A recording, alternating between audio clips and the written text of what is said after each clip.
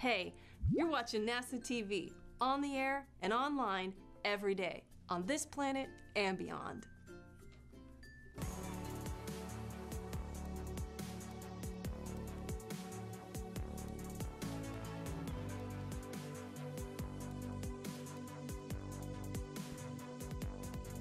Good morning and welcome to our live coverage with a whole lot of NASA TV audio. Let me try and lower that. Good morning and welcome to our live coverage of the SpaceX Crew Capsule Splashdown event. It is far too early in the morning here in Edwardsville, Illinois. The sun is just starting to come up. My dog is completely asleep on my ottoman. But I have coffee. I have an angry hamster looking over my shoulder. And we are here to bring everything to you. Now, I don't know how many of you are out there, but I'm seeing people in the chat, and this is just so awesome that you all got up to be with us. Good morning, good evening, wherever you are. Now, it may seem like this shouldn't be too big of a deal. After all, spacecraft come in for landings all the time. The Russians have really perfected the art of bringing capsules in for soft landings. So the question becomes, why such a big deal about this one? And Mythtown, I know this sun, it's a mysterious object not everyone has heard about. So the question becomes, why does this one matter so much? And the reason it matters so much is, well, the obvious. There's going to be hopefully humans flying on this capsule not too long from now. But the other two issues are they've had problems with the design for the parachutes for this capsule, which is why they now have 4. And so they have to undock. They have to correctly fire their retro engines. They've had some concerns about various parts of their spacecraft getting cold and like falling off. That's actually a concern they've had. So to quote an article from Ars Technica, which I'm going to give you the link to. There's the link. The 2 most critical moments will come during entry to Earth's atmosphere and near the end of the descent when Dragon's 4 main parachutes deploy. At the top of the atmosphere, there is a small chance the vehicle will begin to roll uncontrollably due to Dragon's design. So, like, this is baked in. Says the capsule is not symmetrical to the placement of engine thrusters. And with the Dragon's parachutes, the last critical step to arresting the fall, everything just has to work. So the way that a veteran of 2 space shuttle landings is quoted as describing this, there's a high pucker factor for re-entry. I'm not saying that I'll be really, really nervous coming home on Friday, but when it happens, I'll feel really good about it. Yeah. It's going to be interesting. So this is our return, hopefully, to space in a few months. And I am here far too early in the morning to bring it to you. As I said, my dog is completely asleep. I don't know if I can get this on camera. I'm going to try. So you can see the top of the fluff monster over here. So even the dog is asleep. Even the dog is asleep. And my hair is the only thing that seems to be awake and active currently. So let's see what all is going on in the chat. Coffee is such an important thing in life. Such a very, very important aspect to life. Stella, I don't know how much Stella's gonna hate it. Stella is like, she's my husband's teddy bear, so she's, yeah, we'll just leave it at that. So here we go. All stations on Dragon, 1 minute until configure for terminal count. T-minus 30 seconds.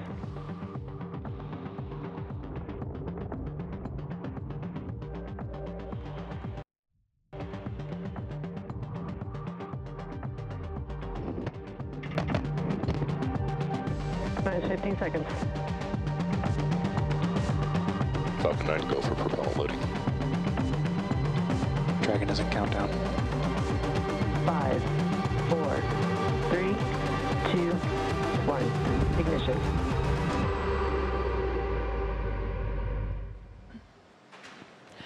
Welcome to our live coverage of SpaceX's Demo-1 mission.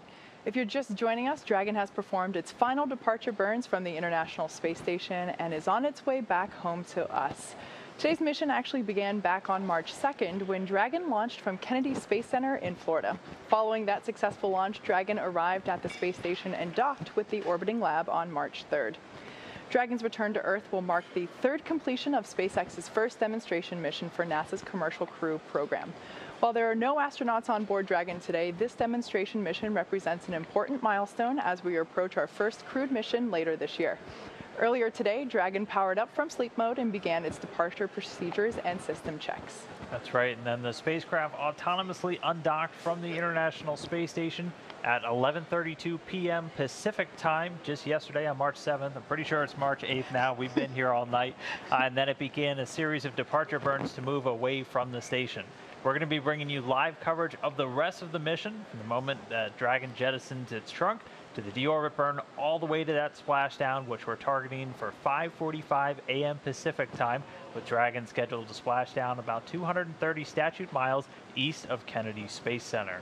One interesting historical note for you real quick, it's actually been nearly 50 years to the day since Apollo 9 was the last spacecraft built for humans to splash down in the Atlantic. It completed its mission back on March 13, 1969. So a pretty big day and a pretty big historical note here.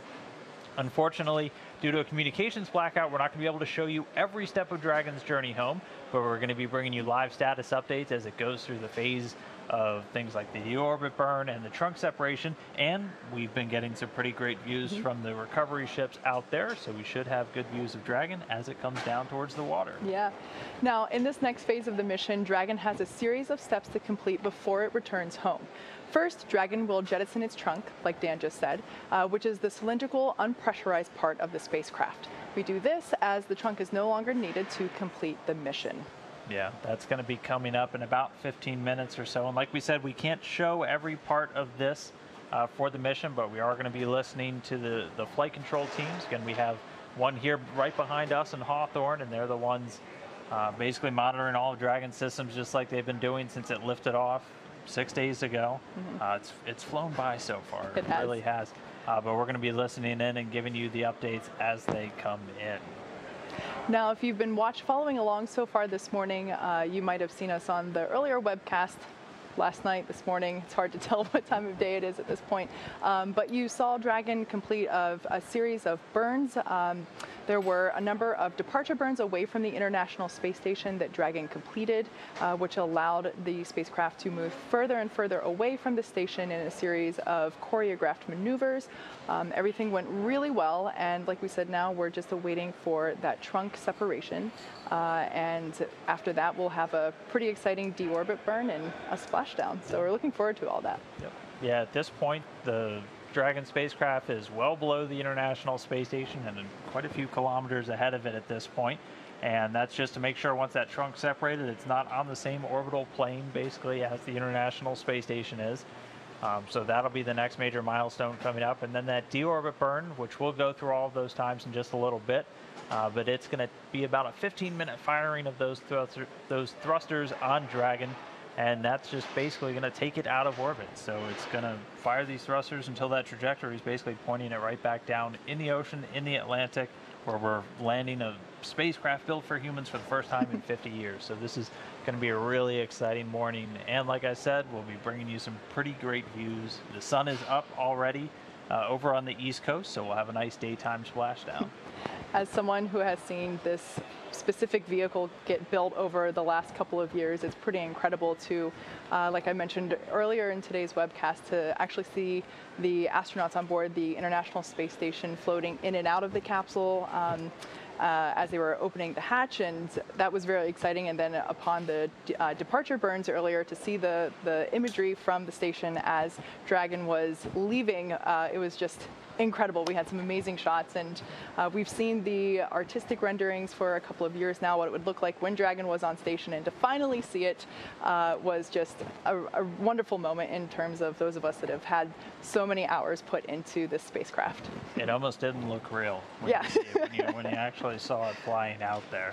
But I mean, since it departed, that happened early in the cruise day on board the space station, so they've since moved on to a bunch of other tasks. They actually woke up about an hour before Crew Dragon undocked, as they're operating on Greenwich Mean Time, so it was early in the morning for them.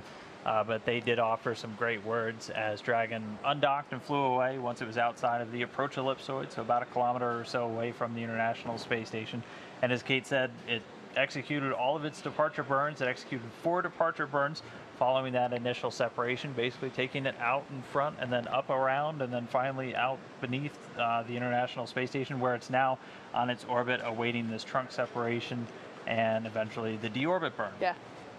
So in terms of SpaceX history, this demonstration mission is incredibly important, as it's, like I said, the demonstration of our crew program. Interestingly enough, the Dragon spacecraft that's hanging behind me here in Hawthorne, California, SpaceX headquarters, is similarly the same demonstration mission of our cargo program that we've been operating for NASA for the last couple of years in terms of the cargo resupply missions to the International Space Station. So who knows if the Demo-1 capsule will also be hanging behind us here in Hawthorne. I don't think we have the structural support for that, but in terms of what you see behind me, it's similar in terms of historical referencing for the importance of today's mission. And that capsule actually already has another mission on the books for it.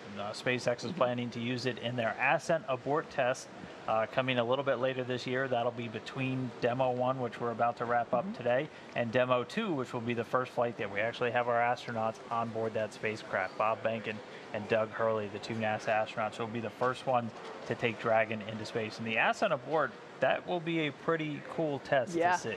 I wouldn't want to be involved with it because that's a lot of G-forces, but it'll be really important for us to be able to demonstrate the ability for the capsule to leave the vehicle in an urgent need to do so. So we're all looking forward to that test flight, as it's also something we've been working towards for the last couple of years. And yeah, that should be coming up in a couple of months here. Yeah, and that'll be the second abort you guys have done, because you did a pad abort test already with a Dragon spacecraft. So basically just really putting the vehicle through all of the paces, all of these different abort tests, missions like this one right now, all ultimately with that goal of sending humans to the International Space Station on a Crew Dragon. Yeah. Something else really interesting about today's mission, and in fact the commercial crew program going forward in terms of SpaceX's approach to landing the capsules, we are landing them in the Atlantic, like we mentioned earlier, whereas the cargo resupply mission Dragon capsules have all landed in the Pacific. So today is really exciting. We're really pumped to bring you footage of our recovery team as we pull Dragon out of the Atlantic Ocean. It's a lot of firsts today. It's been a lot of firsts all week, and to say the adrenaline has been pumping around here is an understatement. Yeah, we even had a crowd earlier this morning behind us gathered down at the control, and there's even more crowd. now. Yeah, now it's 4:30 in the morning here on the West Coast, but the crowd is already starting to gather here at SpaceX headquarters. But interesting note, normally those cargo Dragons landing over in the Pacific, and while this vehicle ultimately designed for crew, it's also carrying some cargo. It carried about 400 pounds of cargo up to the International Space Station, and it's been packed with a little over 300 pounds for the return trip home. and that's broken out across a couple of different areas. One of the more interesting ones, and one of the ones NASA's really keen on, is it's bringing back what we call utilization, so some science samples. It actually has 2 bags. They're basically like coolers on board that are packed with these cold bricks that we're able to put science samples in. So the ones that are coming back home today using some of the human research projects on board the International Space Station is, we like to say, the astronauts are experiments themselves. We're always poking and prodding while they're up there just to see how the human body changes and reacts in microgravity. And a lot of the samples from a couple of those projects are coming home on Dragon today. Also bringing home a couple of radiation monitors, and one thing that our program manager, Kirk Shireman for the Space Station program, noted, it's also going to have a fan pump separator on it, and that's actually a piece, it's a piece of the spacesuits, the EMUs, the extravehicular mobility units. I'm from NASA, and we still use way too many acronyms, and it's a piece that actually failed on orbit some time back, and they're bringing it home to take a look at it. It was since replaced with a spare unit, and we do have some spacewalks coming up in March. So very busy time in space right now, but right now kind of all focused on watching this Dragon come home. So the next milestone that we have coming up in about 7 minutes is the trunk separation. We will take a break for a few minutes while we await that, so stay tuned and we'll see you in a couple.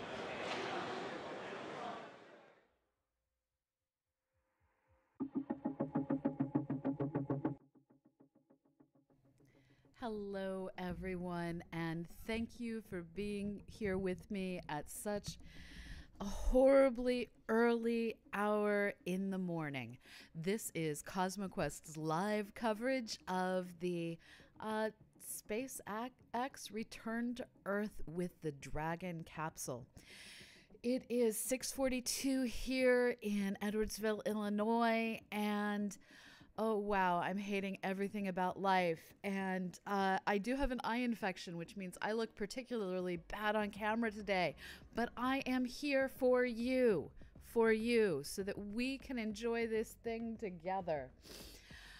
We are currently watching a whole lot of nervous people man their computers. This appears to be down at Kennedy Space Center. It is oh so very awkward that they have them all someplace where they can be watched. I would not want to be manning those computers right now. So things that we are dreading and anticipating. The Dragon capsule has a rather unique design. It is not your grandpa's space capsule. It is kind of conical in shape, but it doesn't have that smooth surface that we're used to. Instead, it has a whole series of different engine ports that are the engines that are used when the capsule has to be aborted off of the Falcon rocket. Those engines are distributed asymmetrically about the capsule. And this means that the drag forces of the atmosphere on the capsule are going to be asymmetric as well. That's a fancy way of saying that when the force isn't equal, things can tilt, tip, and the concern of the day is rotation. There is a potential for the capsule to go into radical spinning, and a spinning capsule deploying parachutes, that can just lead to a very bad day. So there is concern. Yeah, may the equal force be with you is a correct way to view this. So yeah.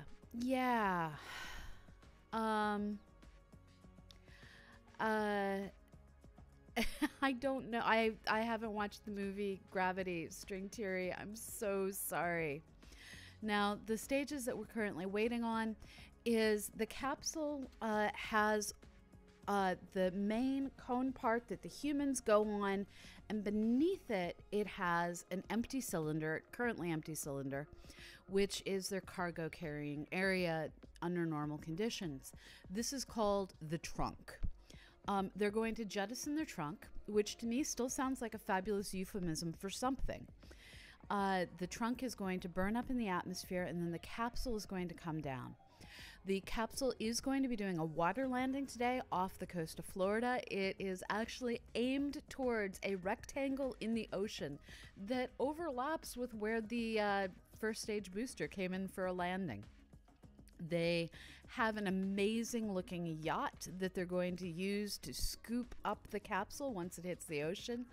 I haven't yet heard the name of the yacht, and I'm hoping that we hear it today. SpaceX always gives their ships fabulous names. So let's see. Shenzhou is the Chinese space capsules. Yes. The trunk is expected to burn up. It's used to take supplies up. So it's extra weight at this point. So they're just going to drop it off. So let's see if we have any questions in the chat. So Dave Killian points out, if they built in this potential asymmetry, what drove the designers to accept this design flaw? I have no idea. On one hand, the engines that they have distributed about it are what allow them to have such an amazing abort system. But at the same time, I don't know why the engines couldn't be distributed symmetrically. It may have to do with just a conflict in the walls of the spacecraft with other systems. I'm just not sure.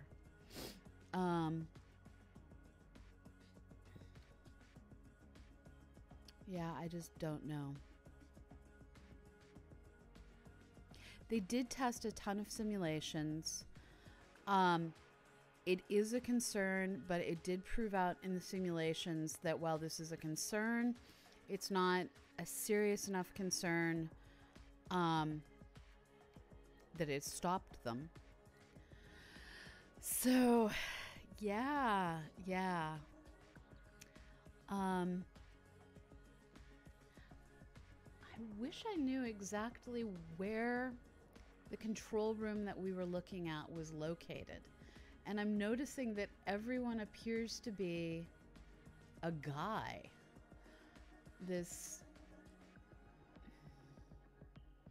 Yeah, I have no idea where this control room is other than it's someplace that's quite sunny. Here they come.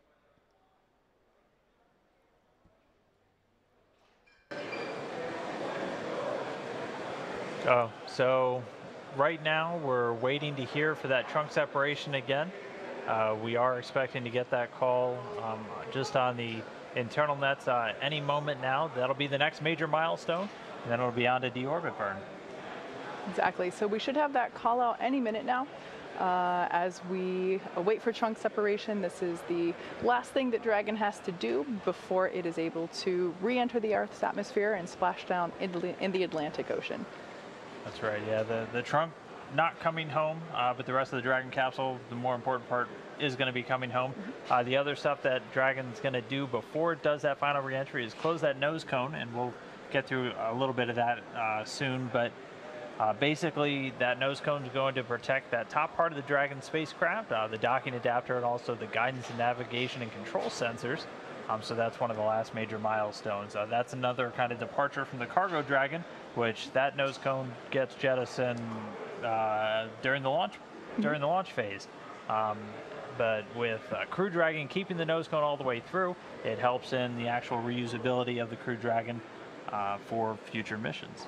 Now that trunk section is unpressurized, and we are able to use it to transport cargo on the way up to the International Space Station, but everything that comes back from station is put into the pressurized section. So we are able to jettison that trunk as it's no longer needed, and we're able to shed that extra weight. And I think we just heard trunk separation. All right, so hopefully we'll be able to bring you visual here shortly. Actually, no, we're too far away from station at the moment, so yeah. Yep. So next up is going to be the spacecraft using some forward thrusters to perform the deorbit burn. This is going to be a really major step because once that deorbit burn happens, you're coming home. You're leaving orbit and you're coming back to Earth. Can't wait. And that's going to put Dragon on a trajectory for that return. The burn will last about 15 minutes once it starts. So we're going to, again, continue to stand by. This is kind of the calm before the storm, if you will, where we're just waiting for things to really get into motion. Dragon's going to pretty soon do that deorbit burn. And then following that, it only takes about 45 minutes or so until it's in the water, down in the Atlantic, and ready to get picked up by the teams on the boats out there. So once again, we're going to continue to stand by. We're going to bring you these updates as they come in. But one more milestone down, just a few more to go, and then Dragon's home.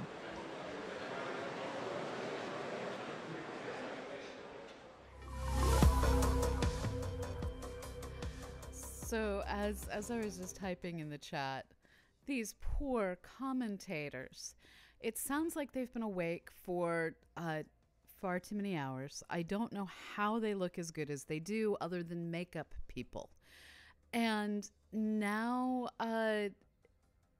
they're basically doing radio commentary on something that is more slow-paced than a cricket game, but they're doing it on television. I feel for them. I feel for them. It would be nice if they had a scaled-down model. It would be nice if they had graphics. I find it a little bit confusing that they don't have graphics to display all of this. All I can figure is, yeah, I have no idea why they don't have graphics. I'm just going to go with that. No idea.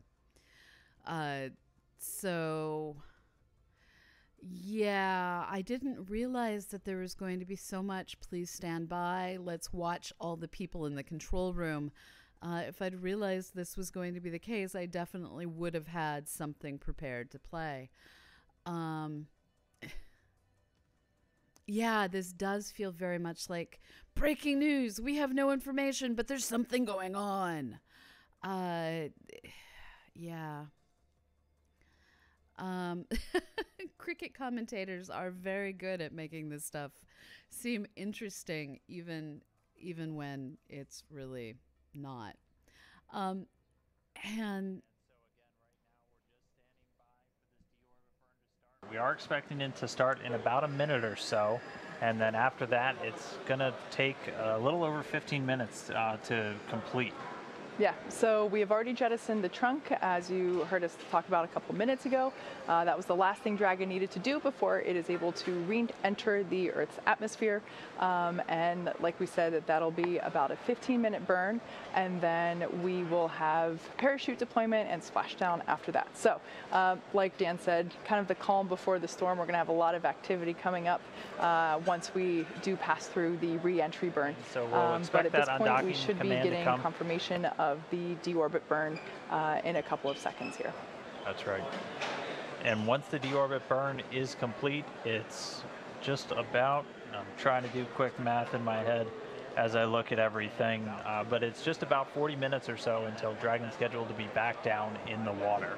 So it's a pretty quick ride from being in outer space to being right back down in the ocean. And we just heard had confirmation of the deorbit burn. So like we said, this will last about 15 minutes. So deorbit burn has begun. At this point, Dragon has begun to re-enter the Earth's atmosphere. It's going to get a little toasty, but we're excited for this to happen, as it is the next step, the next milestone in its journey home. That's right. And again, ultimate destination down in the Atlantic Ocean, and there are boats standing by. We'll go through all the recovery forces and everything on site, but there is one main recovery boat. It's the Go Searcher, and that's going to have all of the SpaceX recovery teams who are responsible for actually going out and picking the capsule up out of the water. That is a view of the Go Searcher. This is actually a camera view from one of the other boats that's in the area, the Go Navigator, that has the combined NASA team on board as well. So once we actually have crew on board, everyone's going to be on one boat, so it'll be a little bit tighter quarters. But you'll have obviously the SpaceX people to go and recover the capsule, and then the NASA people typically also bring along the flight docs and the nurses. Anybody who's ever seen a landing in a Soyuz over in Kazakhstan is familiar with that. Once the crew comes home, after about a 6-month period, it's important we get a quick medical check out with them, just take the vitals, make sure they're doing okay, and help manage as they readapt to Earth's gravity for the first time in, up to 6 months or longer.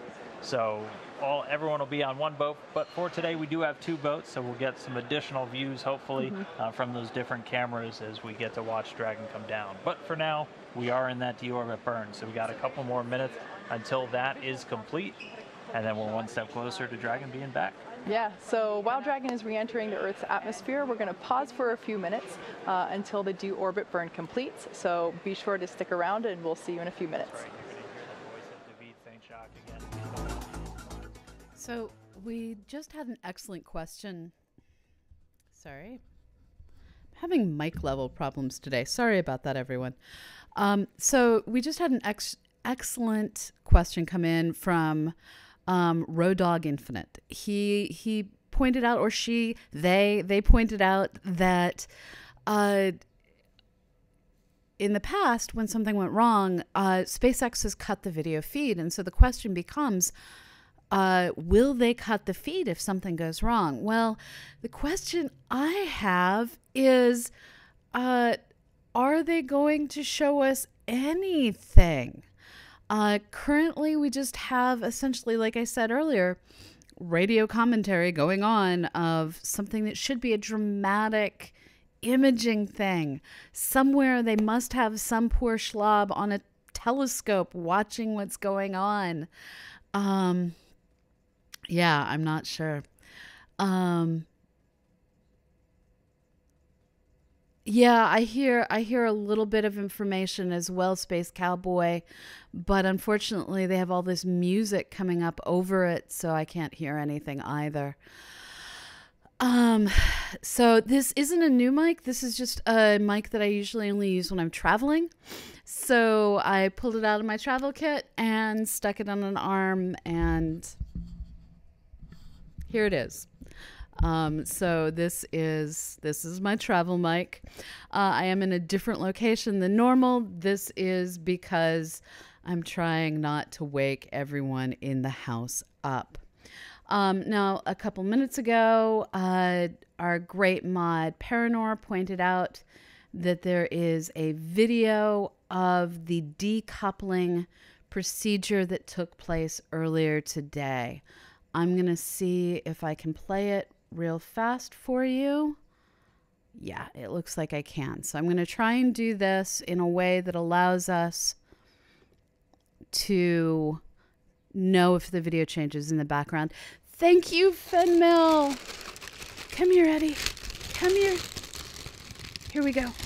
Cheerios for dog.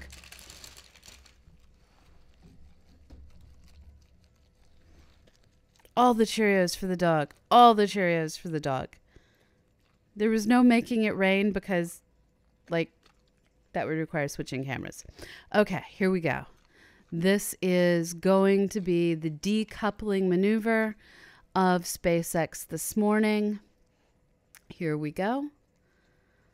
Let me see if I can get the audio from it.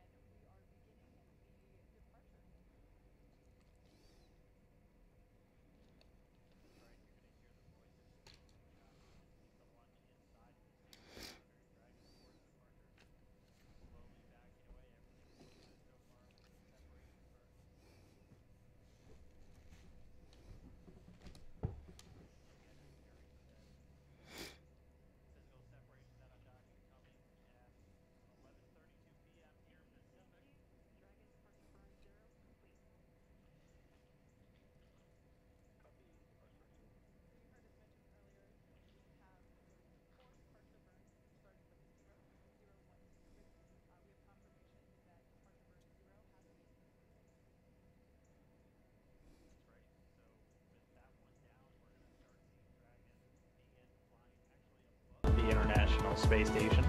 And then coming up in just a couple of minutes, departure burn 1, the second departure burn, will be coming. That should be in about 4 or 5 minutes from now. And so we're going to see Dragon just kind of swing its way over top of the space station and eventually fly out of both the keep out sphere and the approach ellipsoid. And so the keep out sphere is one of my favorite things. It's an imaginary sphere with about a 200-mile radius, so 200-meter radius. That would be a much bigger sphere. A 200-meter radius in all directions. And that just governs, so kind of like the approach ellipsoid, which I explained earlier, before you're in the keep out sphere, any maneuvers with the spacecraft have to be safe and not get inside within 4 orbits. Dragon's in the corridor, and opening rate is as expected. Copy. So right now we're about halfway through that deorbit And David burn, St. Jacques so reporting everything looking looking good good so so far. far. You Last heard about him say 15 the minutes corridor, and so 20 they, seconds. on their overlays, The the visiting vehicle officer on their back in laptops Houston, on board the station where was they're just actually reporting monitoring to the station flight director, again, that we were about halfway through. We're continuing to get a couple of views from the boats, and again, those are cameras that are going to be tracking Dragon once it's coming down under those parachutes. And we're also starting to get, it looks like this is a view from a WB-57 airplane. Cool. And so we have a number of assets out there off the Florida coast. Again, there's 2 boats, or 2 ships rather, both with tracking cameras on board. And NASA also flying its WB-57 aircraft, typically used for high altitude weather research and other science missions. But it has a camera affixed on it and should hopefully give us some views of Dragon coming down under those parachutes. So there on your screen, you see a beautiful shot of Ghost Searcher, which is our primary recovery vessel. There on the front part of the ship, you can see what would essentially be the crew's quarters during the wait. They could be out to sea, depending on how rough the waves are, for a couple of weeks to just a couple of days, depending on the splashdown point. So they're coming into the view on the right-hand side of your screen. At the top is actually the helipad. For helicopters to land if we need to take the astronauts to shore quicker than just having them ride along on the ship. And really something that I just absolutely love about this vessel is underneath that helipad are actually medical quarters. So we're able to get the astronauts checked out immediately after egressing from the capsule, and we're able to check them out there and give them a warm welcome, not on land yet, obviously, but it's just such an incredible vehicle there that we're able to sustain so much activity while we're waiting for the astronauts to splash down, and then obviously once they are on board. It's also important to note, so right now the teams are about 200 or so, give or take, nautical miles off the coast. That won't be the case when we are bringing crew members back. That landing zone much closer in. I think it typically ranges out about 20 to 24 nautical miles or so away from the port. So that gives them the capability to then get back in within just a couple of hours instead of a little over a day that it's looking like it's going to take the teams to bring Dragon back after this mission. There we have some views from Dragon as it is re-entering the atmosphere. It's pretty dark in space.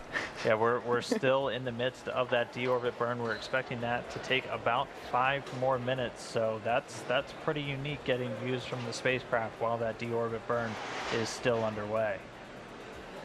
But again, this is just the final maneuver, that final firing of those Draco thrusters, just to bring Dragon out of orbit and set it up on a trajectory to ultimately splash down over there in the Atlantic, where, as you were just seeing, the recovery teams are standing by, ready and waiting to receive.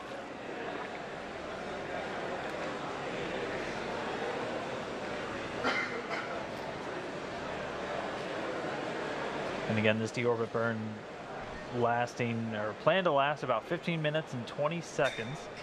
And this is just to ultimately carry Dragon out of its circular orbit. So right now it's been in a circular orbit just beneath the space station's orbit. We call it a co-elliptic orbit for the last several hours. And this deorbit burn is going to radically change that planned orbit, basically setting it up to intersect back down with the Earth, back down there in the water where the recovery teams are waiting.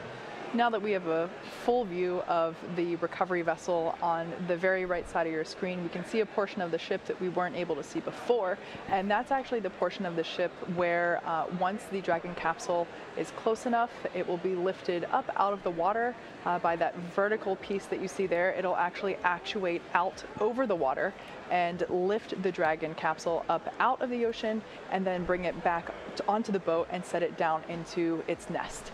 So pretty cool. This is new technology that we've installed on this ship specifically for our Crew Dragon missions. So it's like we said before, this is a demonstration mission, and while our recovery team has been practicing for recovery operations, this is obviously the first time that they will be practicing with a vehicle that's coming from space. So we're all very excited to be bringing you live coverage as all of this unfolds over the next hour or so.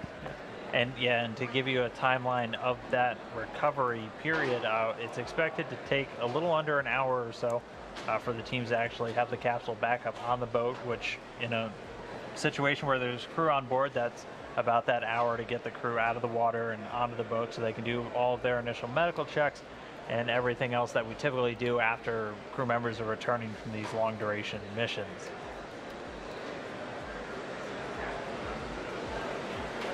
The waves looking pretty calm though, looking like really good conditions out there in the Atlantic. Again, they're a little over 200 nautical miles off the coast of Florida, and they'll ultimately be bound back for Port Canaveral, where the spacecraft's going to get brought back in and handed over to the SpaceX teams there, where they're going to begin processing and then pretty much getting ready to turn it around for that ascent aboard. Yeah. We've been monitoring the recovery weather conditions over the last several days, and now that Recovery Day has come upon us, we can see that we have beautiful skies and well, in my unprofessional nautical knowledge, relatively calm seas by my eyes. But you know, it's really difficult to be able to predict what the weather is going to be like at sea very far in advance. So we're all very happy to be able to have clear imagery of the recovery team as we make progress here. I feel like we've lucked out with Florida weather so far on this mission. All right, and we're here, and there's about 1 minute left in this deorbit burn, so just about done with that. And again, this is just that final maneuver to begin bringing Dragon out of space and down to the ocean. We're still getting a couple of views from on board the Dragon spacecraft. That's what you're looking at right now.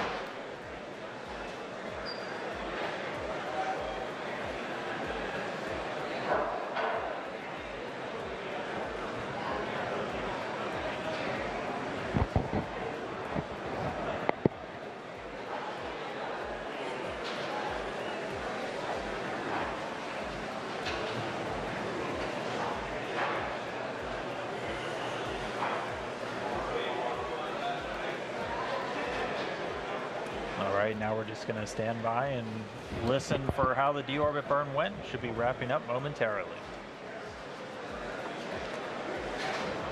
So like Dan said, we are waiting confirmation of the conclusion of the deorbit burn. It's been going on for the last several minutes, and like we said before, Dragon departed space station earlier today, performed a number of departure burns, and now we are hopefully just exiting the final burn, and that's the re-entry burn. And there on the left-hand side of your screen, you can see our recovery vessel waiting for the splashdown of Dragon. Once we exit the re-entry burn, we will have parachute deployment.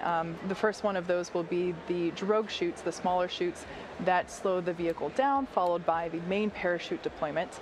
And that will slow it down even further, allowing it to come to a slower velocity as it approaches the surface of the ocean. And we are being told that was a nominal burn, so the deorbit burn is complete. Dragon is on its way home. And so the next thing that's going to happen is that nose cone on Dragon is going to get closed. We heard that process is now in work. And then it's time for Dragon to really get through the Earth's atmosphere and ultimately splash down. So that's where the vehicle is going to heat up tremendously, because again, you have to keep in mind Dragon traveling at thousands of miles per hour right now, and when it hits the thicker part of the Earth's atmosphere, it's going to heat up tremendously from the friction. And this is actually video of the nose cone starting to close on the Dragon spacecraft.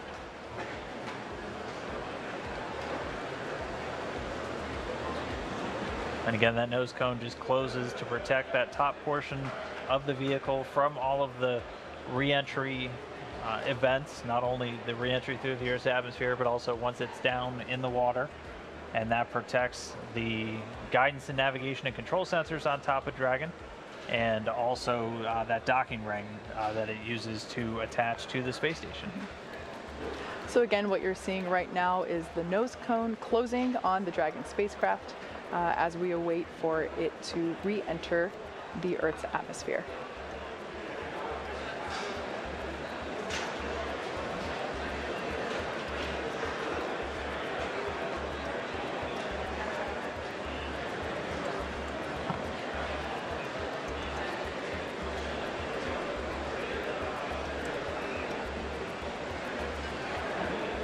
All right, so that nose cone looks like it's just about closed. We'll wait for final confirmation that everything looks good with it.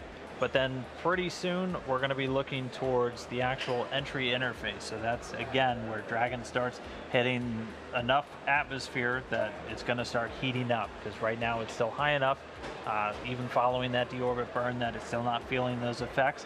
But the atmosphere is going to get thicker as it starts to descend, and that's going to heat the vehicle up. That's why you always have this heat shield on the bottom of these spacecrafts, and that's why a lot of them are in these this conical shape. As a lot of engineers I've talked to, they like to say physics haven't changed since the 1960s. When we made the spacecraft back then, it was for that it was that shape for a reason, and so that's why it's so common to see this capsule design. Just because of how you re-enter the Earth's atmosphere, it makes a lot of sense.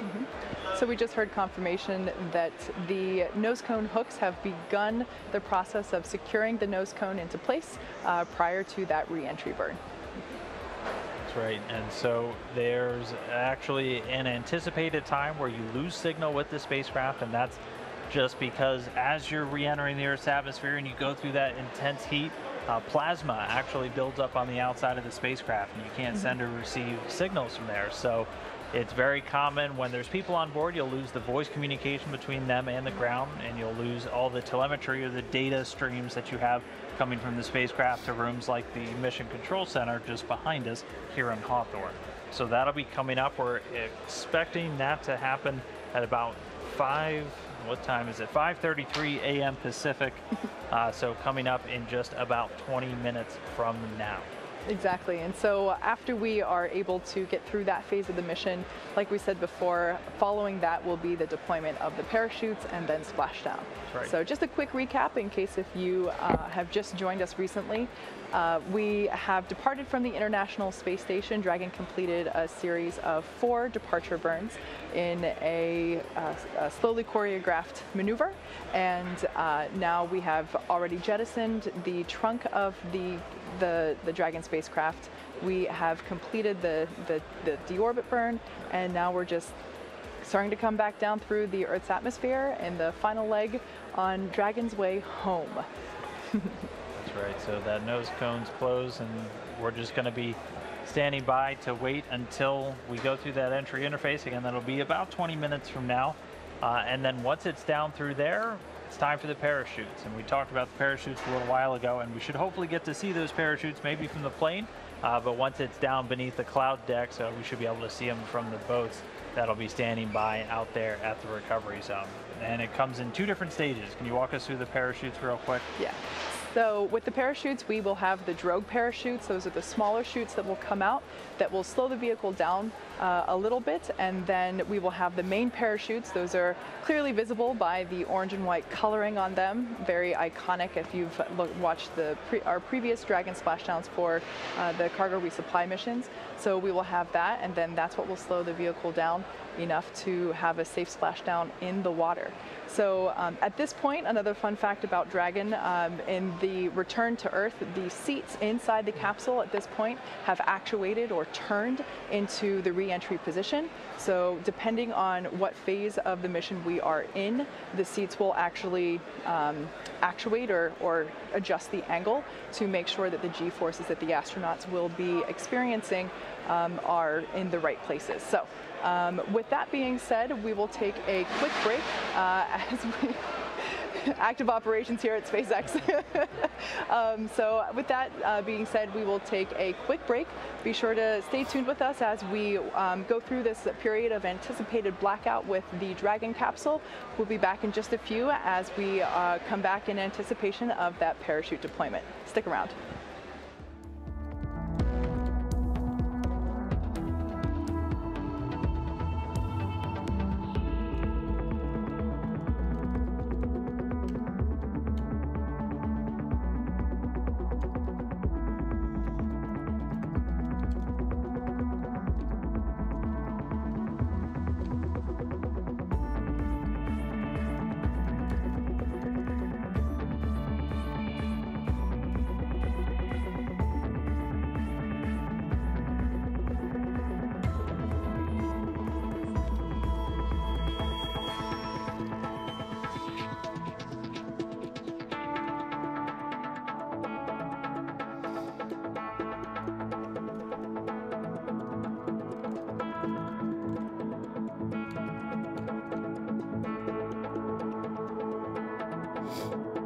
Okay, so I can actually talk out loud to you now while let me soften the music. Okay, so we are currently waiting for re-entry. One of the interesting discussions that's come up is, do you have to be an American to work on this? And are the first astronauts going to be Americans, or are they selling seats to other nations? Well, the United States actually accepts astronauts from a variety of different nations into the NASA space crew. Canadians fly with us on a regular basis. We've also had Brits, a fellow from the Netherlands, people from all around the world. This is where you start to see everyone in identical space suits that all have the nation's patch on the corner. Now, the first return to space in a American-launched space capsule will have 2 U.S. astronauts on board. In general, when we're risking the lives of test pilots, we tend to pick our own. But in the future, we will see people from a myriad of nations flying on board this, rocket.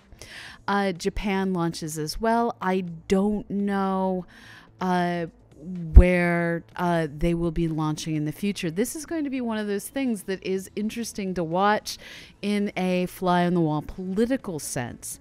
We are going to have the Soviets or the Russians continuing to launch on the Soyuz capsule. We now have the Dragon capsule that will be available for use. So where's Japan? Where's Italy? Where are all of these different nations going to be launching their astronauts from? And if you're just now joining us, we have had a successful deorbit burn. So that was the last major milestone. We've also confirmed that the nose cone is closed. The hook's all engaged. And so now we're just waiting for Dragon to begin making its way through the Earth's atmosphere. That deorbit burn lasted a little over 15 minutes and was reported that it was done successfully, no issues, and Dragon is now on its way home. You're continuing to get some pretty great views from the boats out there in the splashdown zone. We're also going to be on the lookout for some video possibly from an aircraft that we have in the area, one of NASA's WB-57 research planes. Is going to be trying to get some views of Dragon and the chute deploy and actually coming down under the parachutes. There are some clouds in the area, so the boats might not see it right away, but once it's underneath those cloud decks, they'll have some pretty great views of it coming down. So there on your screen, again, you can see our primary recovery vessel. That is, well, there it went. But that is our recovery ship that is fully equipped with medical quarters for checkouts once we do have crew on board Dragon for our upcoming missions, they will be able to come out of the capsule and get a full medical checkout immediately afterward. There's also a helipad there where a helicopter can land in the event that we might need to get them back to port sooner than what the boat may be able to go. And there on your screen, you can actually see, I mentioned earlier, the lift that will bring Dragon out of the water has actuated it into its recovery position. So that you can see on the right-hand side of your screen at the end of the boat, and that is what will actually take Dragon out of the water, lift it up, and then place it into its nest, which it's the official term for it on the ship, and then that would be considered the end, at least whenever we get to that point, that will be the end of our webcast today. But at this point, we're still waiting for the parachutes to deploy and then for the entire recovery operation, which, like I mentioned before, the recovery team has practiced this, but obviously not with a vessel that has come down from the International Space Station yet. So a lot of firsts that we'll be seeing today, and we're really excited to be able to share that with you. Yeah, and if you missed the very beginning, the fun historical tidbit we had for today was it's been almost 50 years to the day since we've landed a spacecraft designed for humans in the Atlantic Ocean. That last one was Apollo 9, and that was back on March 13th, 1969. It was actually supposed to land in the Pacific, but ended up shooting for the Atlantic, and that was the last time they landed one in that area. So it's going to be exciting to see this water recovery. All of our crew members for the last couple of years, well, basically since we stopped flying the space shuttle, have come down for land landings over in Kazakhstan on the Russian Soyuz spacecraft.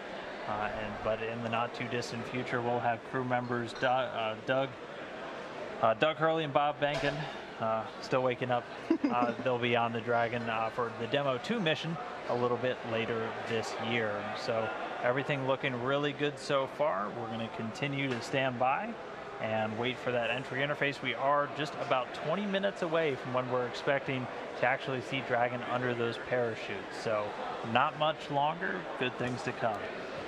There's a lot of anticipation. There's a crowd growing behind me here at SpaceX headquarters. Our mission control center is just down there, and you can probably hear the voices in the room around us, and the crowd is definitely starting to grow in anticipation of Dragon's reappearance. So with that being said, we will take a quick break as we await for Dragon to re-enter and for those parachute deployments. Stick around, we'll be back in just a few. So here we are, continuing to wait, continuing to watch. It is sadly a cloudy day out over the Atlantic Ocean off the coast of Florida, which means we'll have to wait even longer. I'm hoping that the WB-57, there's an earlier picture of Ripley. That is not live. That is an earlier picture of Ripley. I am hoping that the WB-57 that they have flying is flying above the cloud deck, but the earlier photos didn't make it look that way. So, yeah.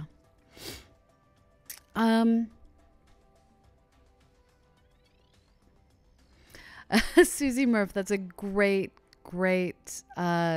point about more people standing in the background.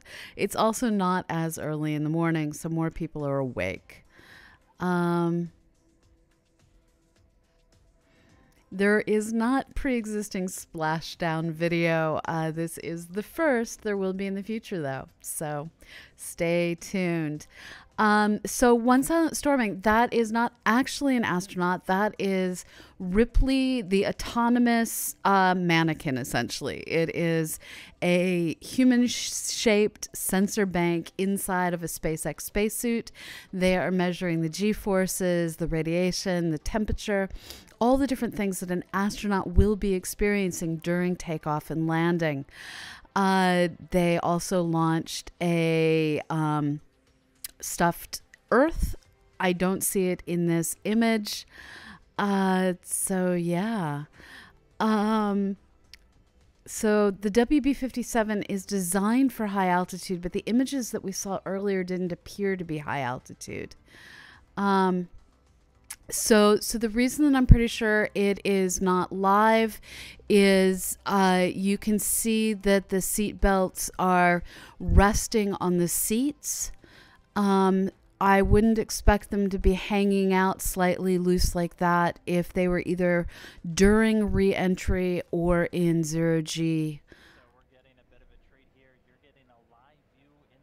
Oh, I lied. I totally lied. That is a live view. That entry interface I totally coming through lied. the Earth's atmosphere and then splashing down in the Atlantic Ocean. But first, we have a very special guest, somebody who's going to be on board a Dragon in the not-too-distant future, NASA astronaut Bob Behnken.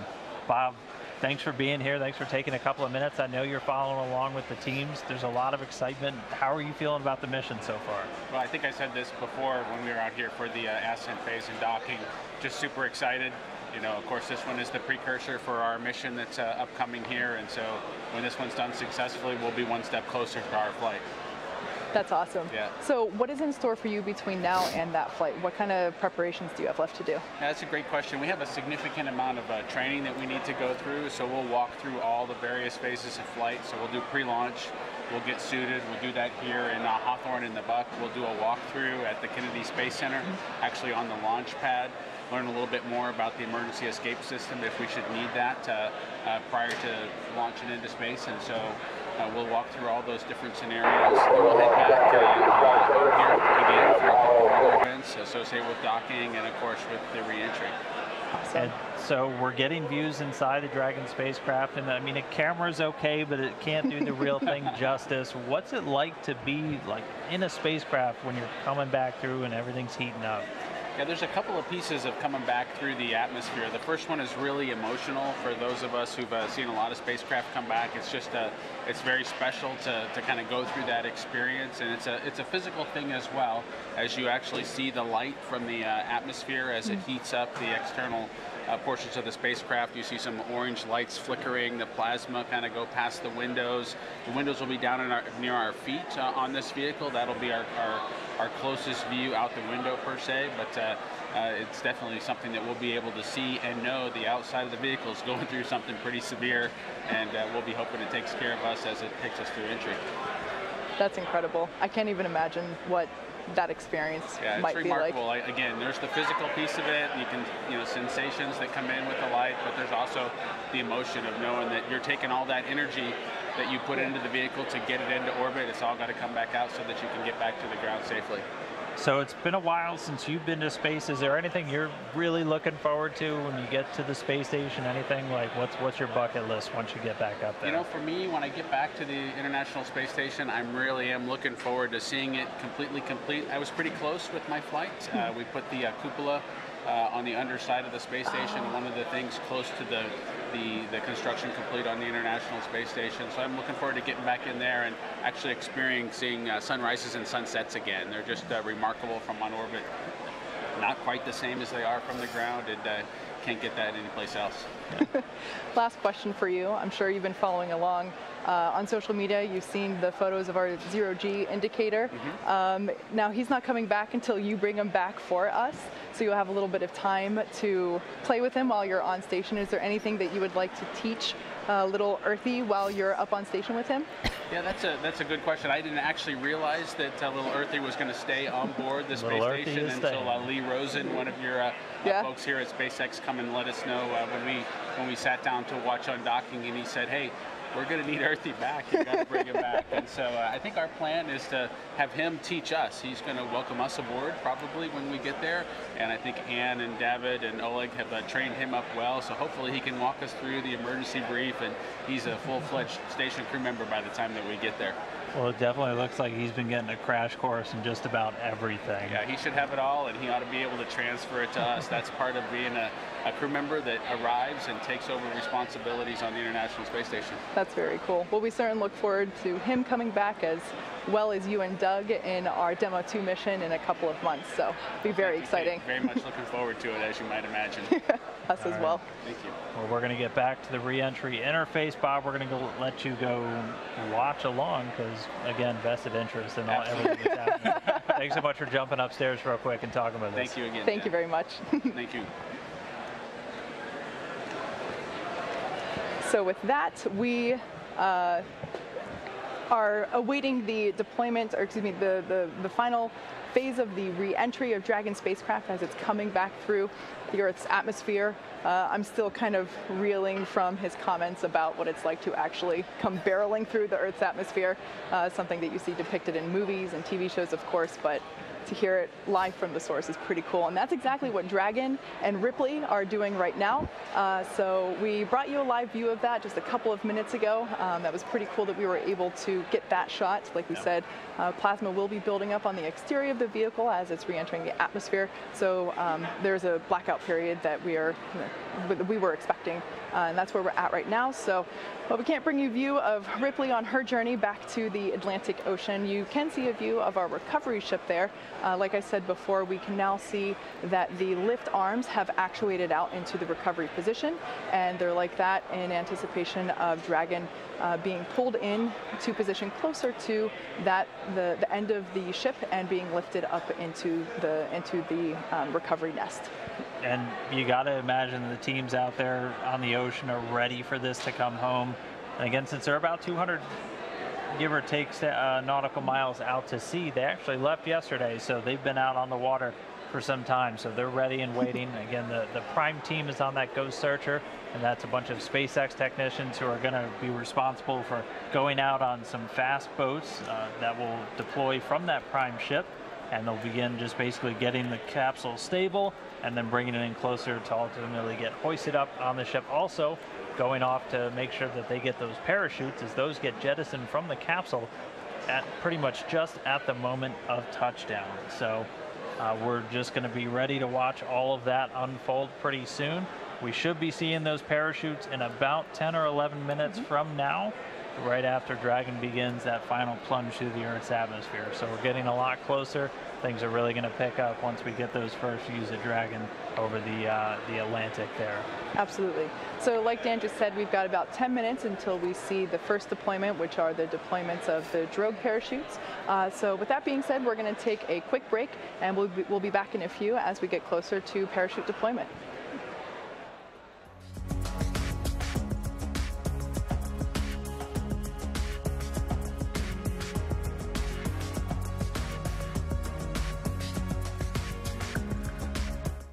So I agree, this is the time to go get coffee if you have more coffee in your future.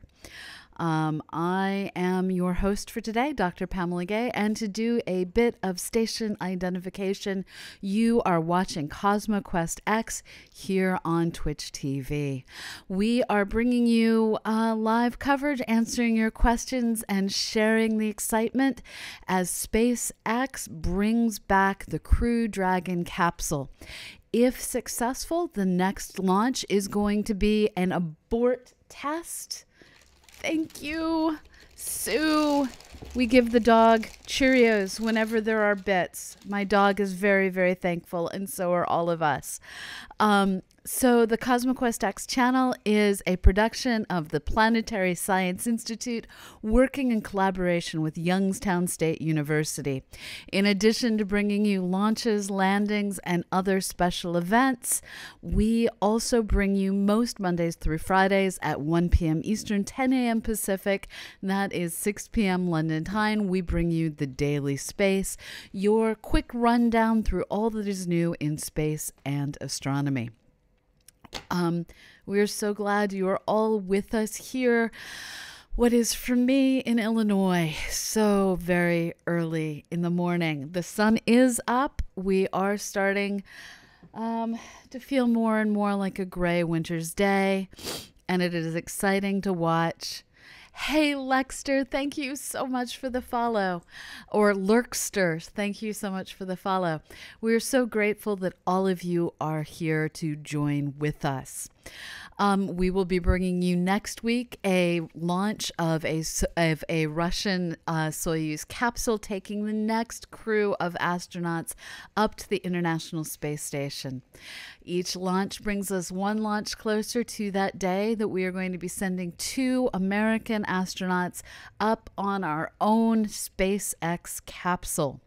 SpaceX is, of course, run by billionaire modern Bruce Wayne or Howard Hughes, pick the analogy of your choice, Elon Musk. Elon Musk is an immigrant from South Africa who has brought his can-do spirit to our nation and has moved from doing PayPal, which is how I make my days go.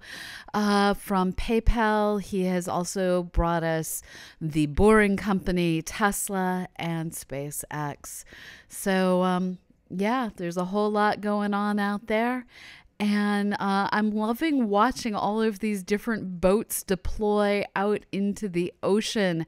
We now have a tiny speedboat covered in humans next to our much bigger boat. Those seas are looking not quite as quiet as they had implied. So yeah, there's a whole lot of stuff going on out there in the Atlantic Ocean. It is morning. It is morning. So what to expect the next few minutes? If all goes well, we will have video coverage coming into us from a WB-57. This is a chase plane filled with instrumentation. NASA has been using these since the days of Apollo. In addition to that footage, we are hoping for some ground-based footage. We can follow these things with high-speed telescope systems, where the high speed is the tracking more than the telescope. Yeah, we're waiting to see what all happens. I'm amused by the comment. It would be kind of funny if a boat full of protesters showed up with signs. This is actually a marked hazard zone. So we have the military out there. In this case, I believe it's the Coast Guard, as well as like Air Force chase planes. Out there making sure that there are no fishing boats, no everyday random people in tourist boats in this zone. So there will be no random individuals getting us awesome footage. And we just have SpaceX and NASA to bring us the information for the day.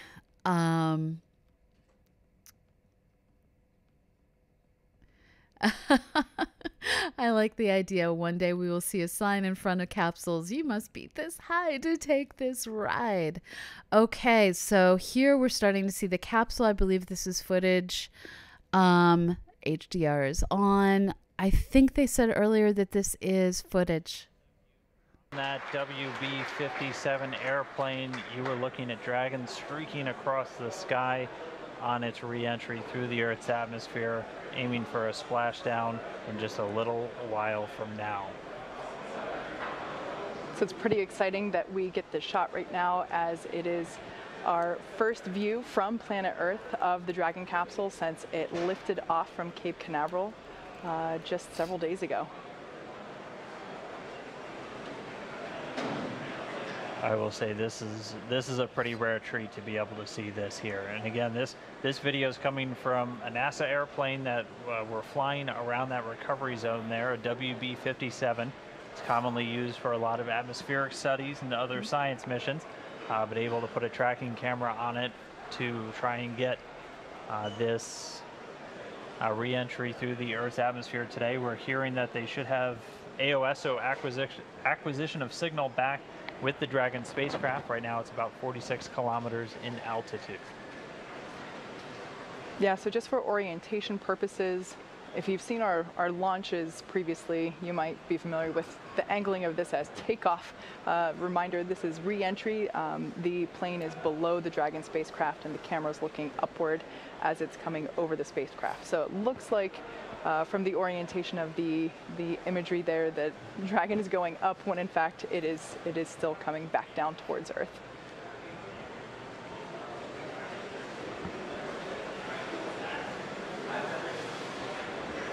Those rings that you see around it. And again, just keeping you on the timeline. So we actually acquired signal about a minute ahead of when it was expected, where we're going to be looking for those initial drogue chute deployments at about 41 minutes after the hour. So after Dragon gets a little bit lower down, we're going to be keeping an eye out. You're going to see the drogue chutes deploy initially, followed by those 4 main parachutes, much larger and able to slow the vehicle down for a much softer splashdown in the ocean.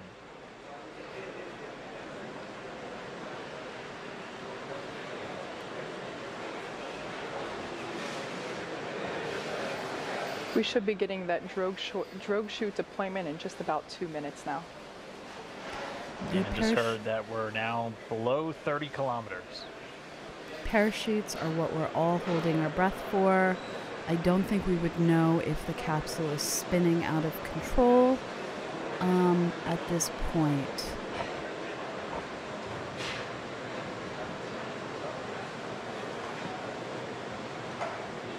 And if you're just now tuning in, this is Dragon.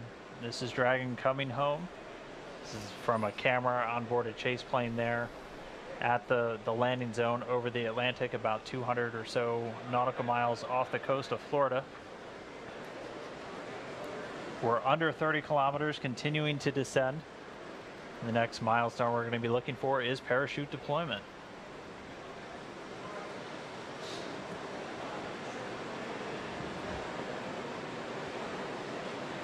And hearing we're now about 20 kilometers in altitude.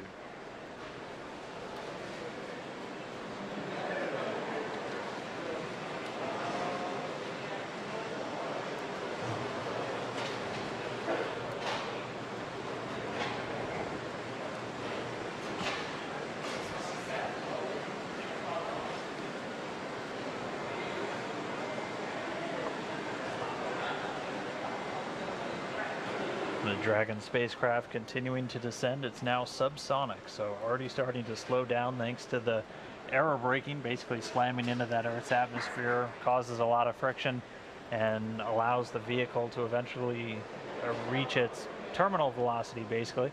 And then those parachutes are going to kick in.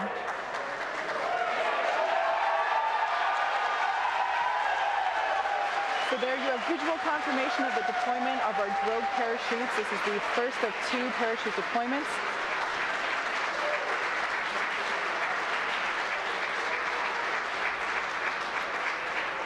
So those drogue chutes do the initial slowing, and then they're ultimately going to pull out the 4 main parachutes responsible for really slowing the spacecraft down prior to that splashdown. You can hear cheering here at SpaceX headquarters as the employees that have gathered around our Mission Control Center are sharing the same view as you. What a gorgeous shot of Dragon coming back down.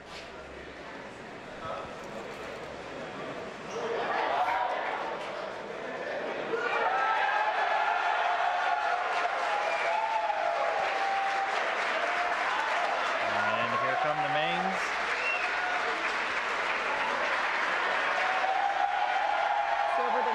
Seconds, we will see those main parachutes exactly like that begin to expand as they capture more air, further decelerating the Dragon vehicle down to the Atlantic Ocean.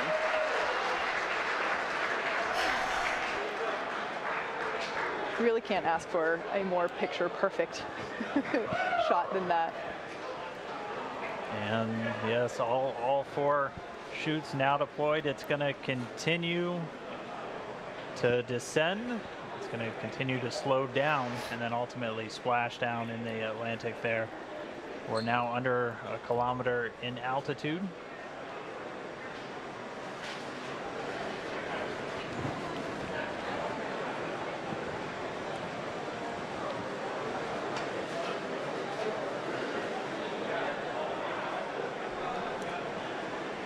Just about 750 meters to go.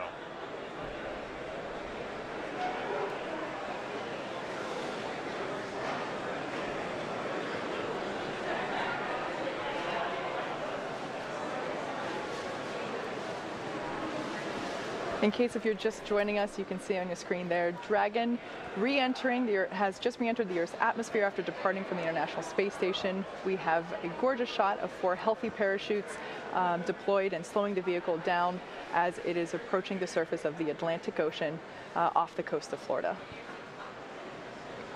And it's continuing to descend under those chutes. We just passed 500 meters. Everything continuing to look good via reports to all the flight control teams. Now we're at about 400 meters.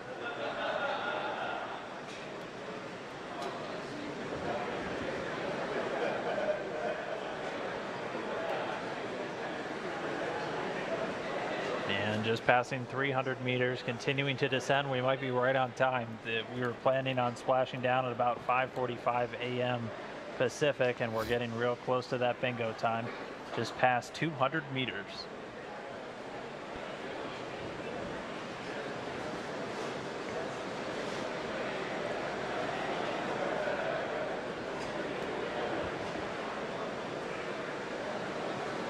And we have confirmation that Dragon is now under 100 meters, is 100 meters above the surface of the ocean.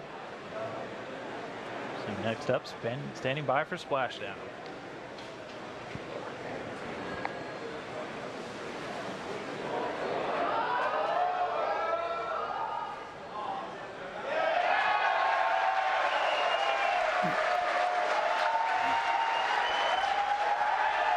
Look at the speedboats go. Of splashdown. Dragon has returned to planet Earth. It is now back home, and you can see on your screen our two fast boats racing out to the capsule, now in recovery. That splashdown came right on time, 5:45 a.m. Pacific, 8:45 a.m. over on the East Coast. The teams that have been ready and waiting, they were staged just a few nautical miles away. They're going to start moving in now. You can see those two fast approach boats already speeding their way towards the capsule.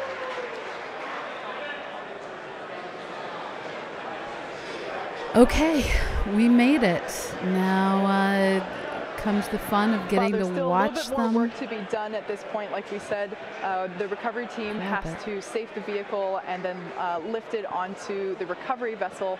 However, obviously by the excited cheers here at Mission Control, the splashdown is an enormous event for us in terms of the safe re-entry, or excuse me, the safe return to Earth from the International Space Station. That's right, and you'll notice two boats on their way. One boat actually responsible for beginning to safe the vehicle and get it ready to go up onto the boat. The other one's going to go off and collect those parachutes, as those four main chutes actually get jettisoned away from the spacecraft as soon as the vehicle detects that it's splashed down in the water. But if you missed it, I'm really sorry, because that was really cool to see.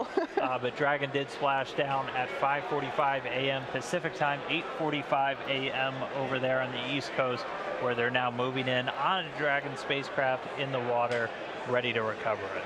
Exactly. So like we said, the recovery team has been ready and waiting for a Dragon splashdown. It's been quite the morning, evening. Dan and I have been here since yesterday night, bringing you coverage from Dragon departure from the International Space Station, now all the way down to splashdown. So it's a great next milestone, and we are excited to bring you coverage of the recovery operations as well. But we have a few minutes before that happens, so we're going to take a break momentarily, and we will continue bringing coverage as the recovery operations progress.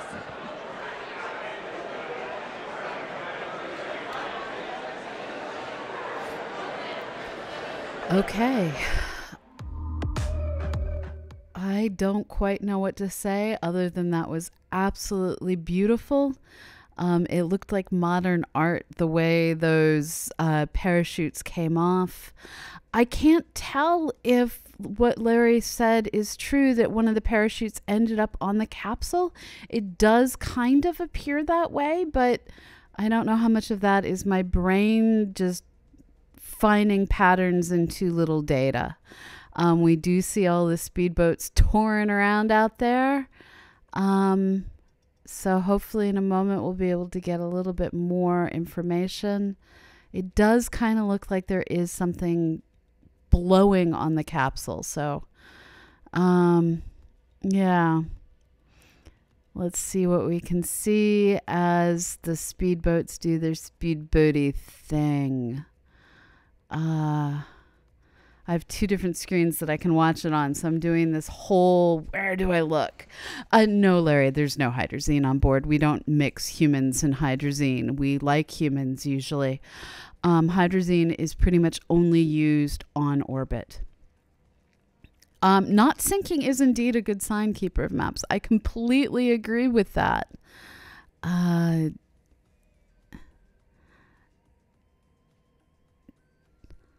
There's just not enough pixels. I want more pixels.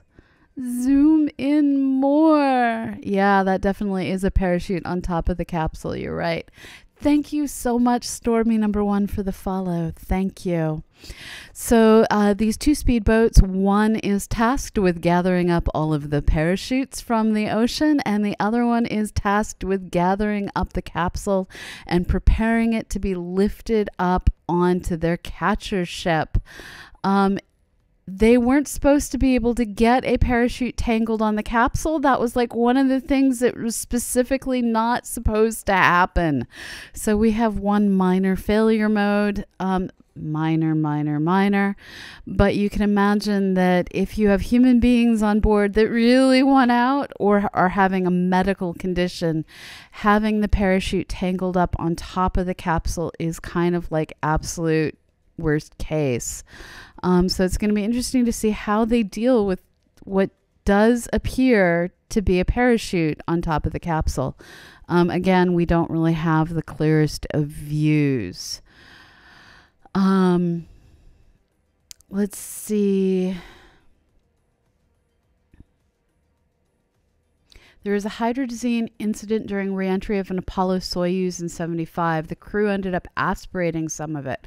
That's a very bad thing. Thank you so much for the follow, all of you who have followed today.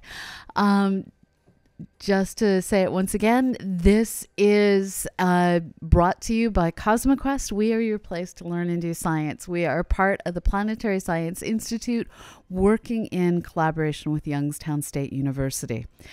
I normally look a bit better when I'm broadcasting. I managed to scratch my cornea in my sleep the other night. I don't know how you do that, but this kind of means no makeup and grouchy sleep for me. Okay, so we have the speedboat going in really close. Let's see what happens here. Oh man, the seas appear to be getting choppier. I don't know if that's reality or if we just are zoomed in so much that that's how it appears. I'm not quite sure how the speedboat is going to handle this. Whoa, that's a wave. It looked like they just went underwater. Wow. Now, aren't you glad there aren't humans on board right now? Wow.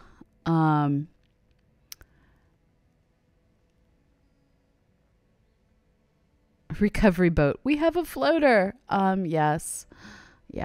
Scrolling. Sorry, I'm behind in the chat. I'm catching up. We do have the angry hamster. For those of you who don't know, this is one of our mascots, the angry hamster. Dream well, bad panda. Dream well.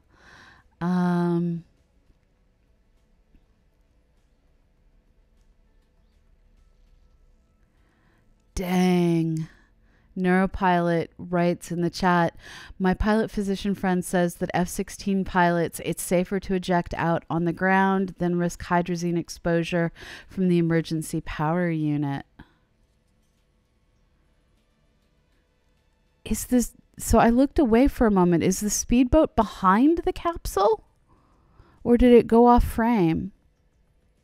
I looked away at the wrong moment.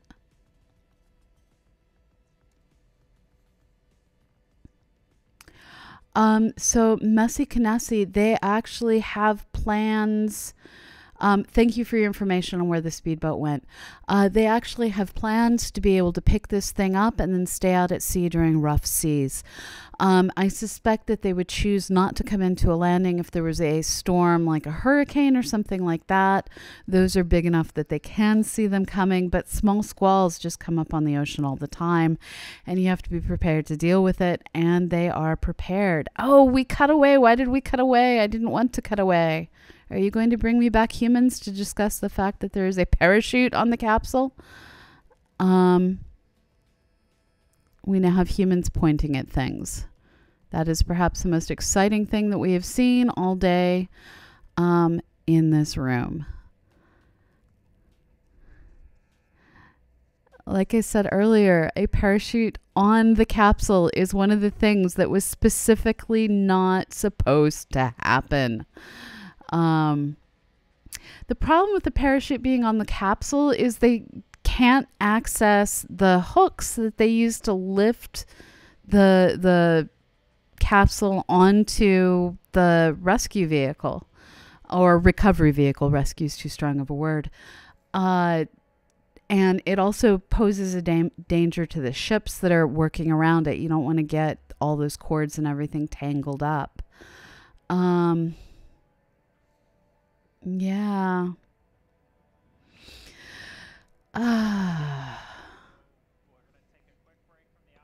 Because right now we have Benji Reed. He's the director of the Commercial Crew Mission Management here at SpaceX. Benji, first off, congratulations. Successful splashdown, successful end of Demo 1. What's it been like to watch through this mission? What are your thoughts? What are you looking forward to? Have you had a chance to catch your breath? No, but I'm super excited. Thank you for having me up here. To be honest, I'm kind of shaking, and I'm super, excited. It was an incredible journey to get to this moment. The teams have just done an amazing job, both the SpaceX and the NASA teams jointly. It's fundamentally, this is like a great day for the nation, for SpaceX, for NASA, for all of us, really for the world. I think it was Ann who said this is the first time in 40 years that we have a spacecraft designed for humans to fly. And not only did she fly and go to the space station, do everything she was supposed to do, but we brought her home safe and sound, landing here in the Atlantic. Just amazing. I can't believe how well the whole mission has gone. Pretty much I think on every point, everything's been nailed all the way along. Particularly this last piece, we're all very excited to see as we go through re-entry and parachute, drogue deployed and main deploy, splashdown. Everything happened just perfectly, right on time. The way that we expected it to. Almost Beautiful. down to the second. Almost down to the second, right? Yeah. It was amazing. Yeah. And so, as a team, SpaceX, we're here. We're just super honored to have the opportunity to have done this mission, to have worked with NASA to work through this. And Demo 1 is fundamentally this first major milestone in our process towards certification. I always like to remind everybody that this is a whole system, right? There's Crew Dragon, but there's the Falcon that's going to be certified to fly humans. There's also all the ground systems, the operations, our entire factory and production system. Everything that we do is being certified to be able to fly astronauts safely. And this is a huge step towards that. As we kind of look back over what happened over the last few days, which seems incredible to me, and really it's the culmination of years of work to get us just to this day. We had launch, Crew Dragon deployed, beautiful free flight. One of the things that's hard to test when you're on the ground is how fluids work in microgravity. So things like the prop system and all of the propulsion, and what's amazing is that worked just well, worked perfectly, just like we expected.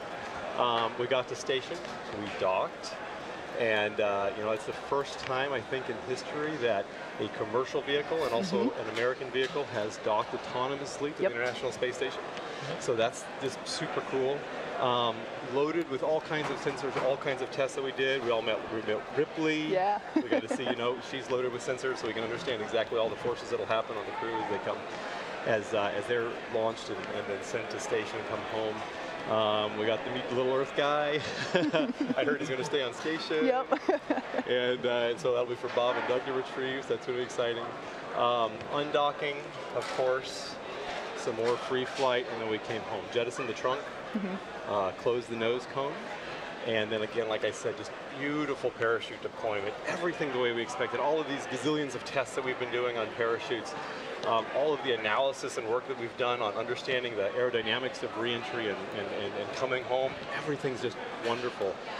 The important thing now is we take all of this data that we've learned. We love data. And we love data, right? I mean, fundamentally, we're engineers and engineering-driven behavior, right? It's what we got to do. So we take all that great data, and we're going to apply that to the next steps. So what's coming up next, I think, because believe it or not, as excited and like still shaking as I am about this return, there's a lot more to do, right? Because our ultimate goal is to be able to continue to staff space station, right? And provide astronauts rides up to space, give them a safe place to be, a safe place to come home in, and do crew rotations every 6 months. So how do we get there? So we finished Demo 1, huge milestone. Next up, we take that data, we apply it, we learn from it, and we're going to go to our in-flight abort test, similar to that pad abort test that we did a few years ago. Except this time we put the Dragon, and actually the same Dragon that we flew on Demo 1. We're going to take that and put it on top of a Falcon 9, launch it, get it going super fast, get it to test conditions, and then escape it off of the rocket. And again, do the same thing, bring it home safely on its parachutes, land it in the ocean. And then from there, after we get that done, we go to Demo 2. And that's kind of like, wow, that's the big prize, right? Because that's going to be sending Bob and Doug, you know, our astronauts and our partners and our friends, sending them up on Dragon, taking them to the station safely, bringing them home safely. And then with that done, we'll go through final full certification and start those 6-month rotation missions, which we're just also excited about. You know, it's important to take a step back and think about all of what it took to get here, all the work from all the joint teams, NASA and SpaceX, all the support that we've had from friends and family, and really I think the most important thing is that on behalf of all of the 6,000 people here at SpaceX, we really want to thank NASA, we want to thank the space station, the international partners, and thank the American public for their support and partnership as we go through this. We're really proud to be part of this endeavor. Thank you for being here with us. It is early Friday morning here in Hawthorne, so for those of us that work here at SpaceX, we still got a full workday going, and obviously we've already been working on Demo 2 for a while, even though today was the Demo 1 day, so I'm sure that you, like me, will continue our work on Demo 2 for the rest of the day. I'm going into meetings to start talking about the next steps that we've already been working on Demo 2. So. Exactly. Well, thank you so much for being here with us. Congratulations to your team as well on the success of the last week. Really, it's been awesome for us to be able to share the hard work of all SpaceX employees with the public. So with that being said, thanks for being here. We're going to take a quick break as we bring you more coverage of the recovery operations, which you can see is ongoing on your screen there on the left. So stick around. We'll be back in just a couple.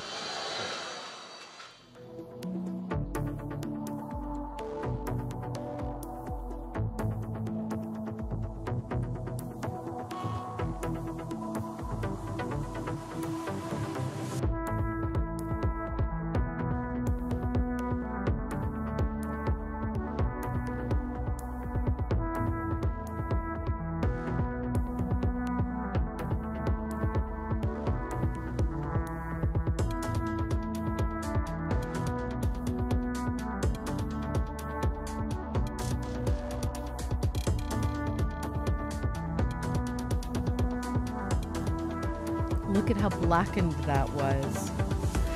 Okay, so yeah, it's kind of crispy looking. Let me lower that audio. I want to be seeing the boat, but it looks like they're having some video issues with their boat coverage. So for those of you who are new, when there are bits and when there are subs, the dog gets Cheerios. Under more bright and cheery circumstances, we have a dog cam with dogs out on the floor doing their normal doggy things, but it's a sleepy day. So Eddie here, who's my bud, he's our space dog. In the intro to our channel, in the Please Stay Tuned video, if you watch closely, one of the rockets has a dog on it. That is Eddie. So one of the more interesting things to me about SpaceX is because they have these white capsules, they have these white rocket stages, when they reuse things, they're kind of sooty covered. So those reused stage ones get dirtier looking and dirtier looking with each launch. And that is something of a point of pride.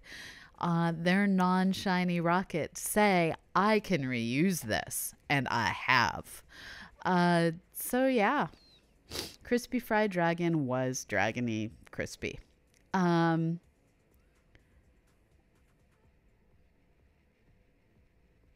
I don't know how much of it they're going to wash off, Noel.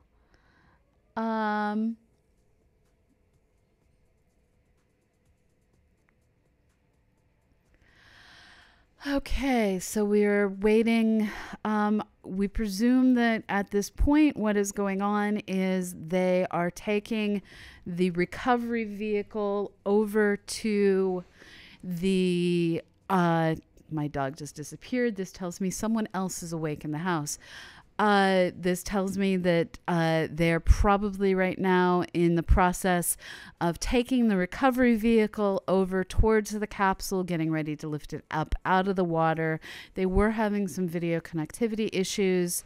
I don't know what of that we will be able to see live. So to recap, whoa, we're about... Hi! Stella is awake. Hold on. Hi.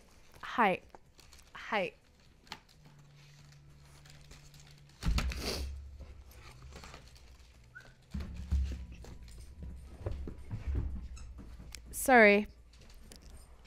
My husband just got up, and with him, the puppy. And there isn't a door to the room that I'm in right now. So there is an invasion. Okay, returning to coverage. These are things that NASA doesn't have an issue with. Puppies don't generally invade their streams. So we are anticipating that right now they're picking up the capsule. I don't know if we will be able to get live coverage of that.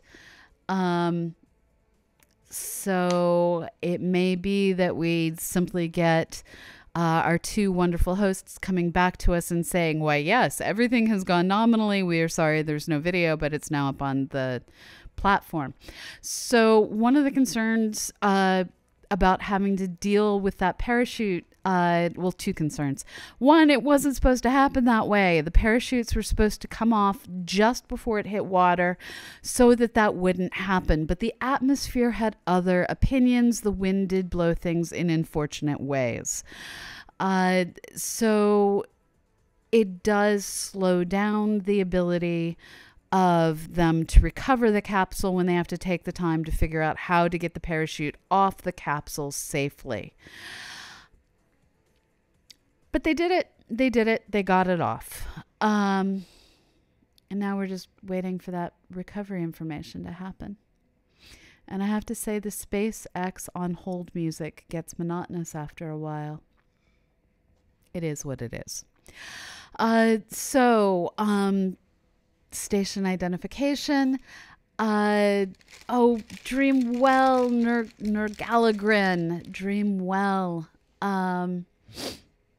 So this is CosmoQuest. We are your place to learn and do science. We bring you not just launches, landings, and other special events as they occur. We also bring you the daily space most Mondays through Fridays at 1 p.m. Eastern.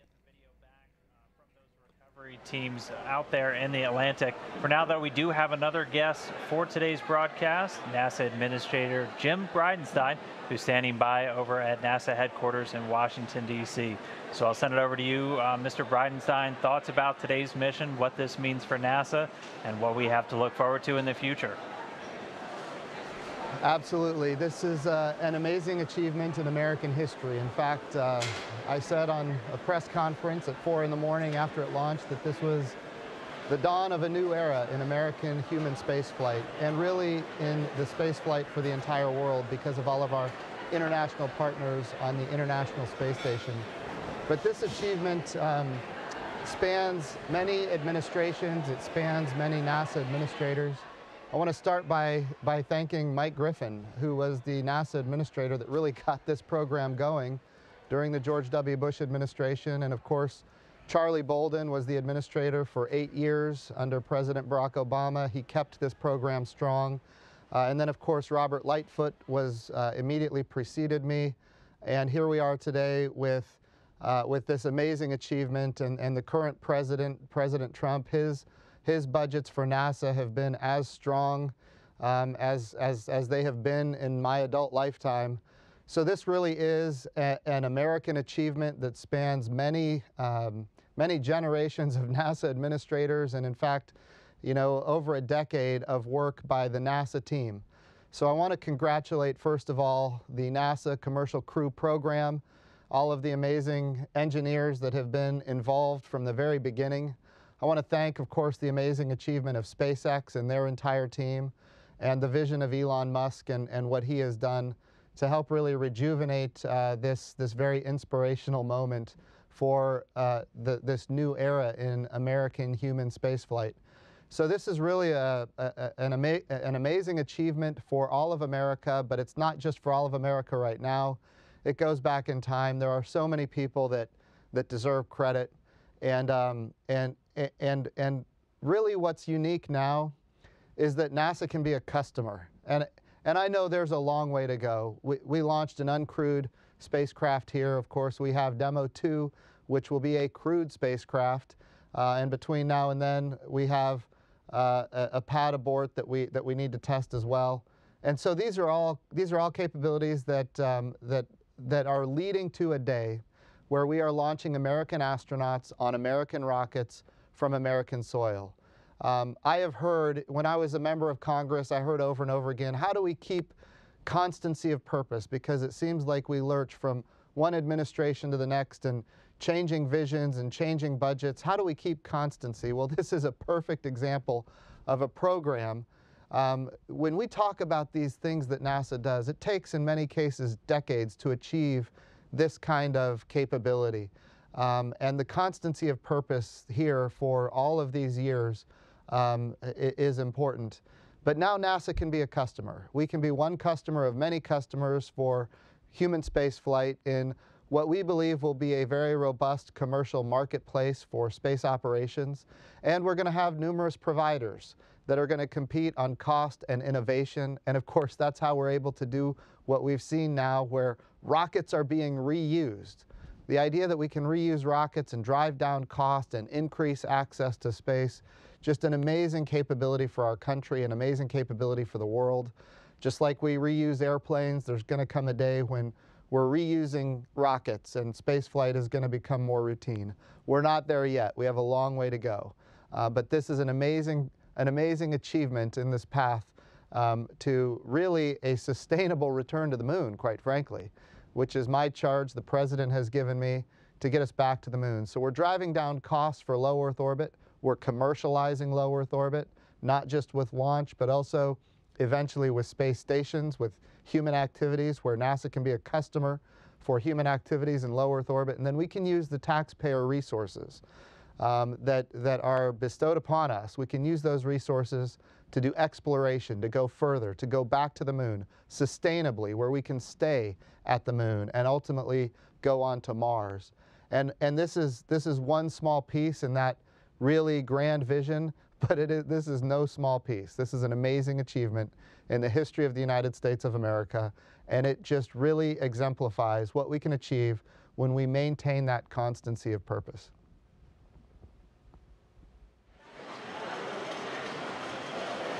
All right, and thank you, Administrator Jim Bridenstine, again joining us just there from NASA headquarters over in Washington, D.C. We are still waiting to get some views from all the recovery teams. They are still in that recovery process. Again, we expected it to be between 30 minutes and an hour until they get the Dragon capsule back up on the boat. So before we do get those feeds back, we're going to head out to JSC real quick, the Johnson Space Center in Houston, where we have a few more folks standing by, including Steve Stitch who is the Deputy Program Manager for NASA's Commercial Crew Program. We also have Mike Hopkins, a NASA astronaut, and one of those astronauts already assigned to a future Dragon mission. And then Mr. Kenny Todd, he's the Operations Integration Manager for the International Space Station.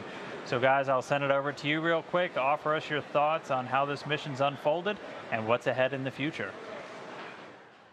Hey, thank you, Dan. Hey, it's great to be here representing the Commercial Crew Program. Just what an outstanding day to be part of our program. You know, we let our contracts in 2014 for these first missions, and to sit here today and talk about Demo 1 and how great the flight went and what we're going to learn from it, it's just amazing. I'd like to congratulate the SpaceX team. Phenomenal job getting the vehicles ready and executing the flight. Our whole NASA team that worked the mission. And if you just think about the enormity of what happened in this flight and all the prep that went into it, getting the pad refurbished at 39A, getting the flight control room set up, getting the vehicles built, getting the Falcon 9 ready, all the analysis, all the mission support that went into it, the sims and the practice leading up to this flight over the last year or so. Just been a tremendous job. I would say one of the things that we learned during this flight is the great relationship we have between the program and SpaceX. I would say our teams work seamlessly back and forth with SpaceX, not only in the lead up to the flight, but in how we manage the flight through the Dragon mission management team, and then also working with Kenny Todd and the Space Station program. Space Station program did a phenomenal job supporting our program while we were docked to station, on the way to station, and the international partnership as well. So really great opportunity for this mission. The last 24 hours have been exciting for us. You know, we closed the hatches yesterday around noon, got into the undock today about 1:31 a.m., did a few small separations to get away from station. If you watched that on NASA TV, that was flawless. Did about 3 separations to get down below station, executed the deorbit burn at about 6:52 a.m. Central Time, and then landed it just a few minutes ago at 7:45. The vehicle's doing well. The recovery crews are out. They're on the scene. They've already been around the spacecraft and made sure it was secure for personnel. You might have seen that one of the parachutes happened. It was a very calm day with very low sea states and low winds. One of the chutes kind of landed on the Dragon capsule. They already got that off. So that's going really well. It'll probably take 30 minutes to maybe an hour to get it back on the ship. But then when you kind of look overall at this mission, it was a great dress rehearsal for Demo 2. We learned a phenomenal amount in the pre-launch time frame about how to load the vehicle and thinking forward to how we'll put the crews in the vehicle. You know, the ascent profile for this flight, we practiced the exact profile that Mike Hopkins and others will fly very soon, Doug Hurley and Bob Binken. We had the abort system, the crew escape system in Dragon actually enabled for this flight, and we were able to see how that worked, and we'll get the data back and look at those triggers and how it performed. You know, on orbit, we got a lot of great data on the vehicle in terms of the thermal performance, power performance. The vehicle really did better than we expected. And then the rendezvous was phenomenal as we came in, checked out those sensors. The link to Space Station worked, the command link, watching the vehicle come in, and then have a real precise docking and seeing how the docking system performed. So that was phenomenal. And then during the attached phase, of course, we had cargo ops, which will do the same thing on both Demo 2 and then the Crew 1 and other missions. And then we did a robotic survey of the vehicle to look at the thermal protection system and other systems, and that went really well. I will say one thing, this mission, you know, it was only 6 days long. It was a sprint from start to finish. And thinking about, you know, where we've been in operations in that sprint, I think Kenny would probably tell you the same thing. It was just a phenomenal job by the team. And then, of course, today, you know, the undocking, watching how those systems performed, that went flawless. It's a very tight sequence between undocking and the deorbit burn, how the nose cone performed, how the deorbit burn was executed, and the entry was phenomenal. We did have Riley on board, a test dummy, and that's going to give us a lot of important data for the accelerations during both the ascent phase and then the entry phase under the parachutes and then landing. So we'll collect that data and look at that. You know, over the next few weeks, we'll be doing post-flight reviews. In fact, just next week, we'll have one for for the launch vehicle and the ground segment at KSC. We'll start reviewing that. And then subsequently, we'll do reviews with SpaceX on the orbit phase of the mission. This flight really sets us up well for the rest of the year. The very vehicle that's in the water in the Atlantic today will be the in-flight abort vehicle. And so one of the first things that will happen is the vehicle will come back to KSC and go over into the processing area and start getting refurbed for the in-flight abort test, which should be in the summer timeframe, in the June timeframe. And then Demo-2 vehicles at Hawthorne getting built for the first crewed mission. That's in progress and going well. That work has continued all through the flight. So that'll be a busy year for us for SpaceX with in-flight abort in the June timeframe, and then Demo-2 later in the year with the first crewed mission. I don't think we saw really anything in the mission so far, and we've got to do the data reviews that would preclude us having the crewed mission later this year. And then after that, it's a busy time in our program also. If you look in the April timeframe, we're getting ready for the orbit flight test for Boeing, and that will happen very soon. And so our program will transition after this mission and the data reviews into preparing not only for in-flight abort and Demo-2, but also the orbit flight test, the uncrewed flight test for Boeing. And that'll be coming up in the April timeframe. Spacecraft 3, which is the Boeing vehicle, is coming together at the Commercial Crew Processing Facility down in Florida, and they're in the middle of a bunch of very critical testing right now at an El Segundo to verify the spacecraft can work successfully in space. And then later on this year, we'll have the crewed flight test for Boeing as well. So if you just look at all the activities in Commercial Crew, it's a super busy time. In addition to this flight, in the last few weeks, we did parachute tests for SpaceX and Boeing. And so if you look at all the activities to get ready for flying our crews, it's just a very exciting time. So again, congratulations to our SpaceX team and all the NASA people across the country that worked so hard for many, many years on this flight. It really sets us up for the rest of the year, and it's a super exciting time to be in Commercial Crew. Now I'll turn it over to Hopper. All right, thanks, Steve. So on behalf of the astronaut office and the crew, I'd like to also extend our congratulations to the SpaceX team, to the Commercial Crew team, to really all of NASA, and to everyone that was involved in this major milestone on returning human launch and landing capabilities back to U.S. soil. I think that's very exciting. But as you can see on the video of the vehicle, work is still ongoing. The recovery procedures process is still ongoing, and I'm personally very anxious to hear how I think it's Ripley is feeling after they pull her out of the capsule and get her back onto the recovery vehicle. In terms of some major takeaways from a crew perspective, I think one of the things that we're very excited about from this DM-1 mission is, for the first time, we've gotten to see an end-to-end test. And so now we've brought together the people, the hardware, and all the processes and procedures, and gotten to see how they all work together. And that's very important on this as we move towards putting people on board the vehicle. And as Steve also said, of course, we're very interested in seeing the data. I suspect there's going to be some lessons learned, some improvements, some changes that we're going to have to make from this. That's all part of the testing process.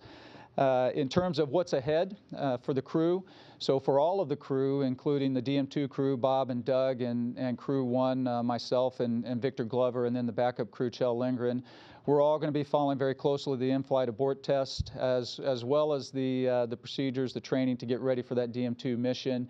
We also have a lot of verification testing, final verification testing that we'll all be involved in, as well as test subjects for that.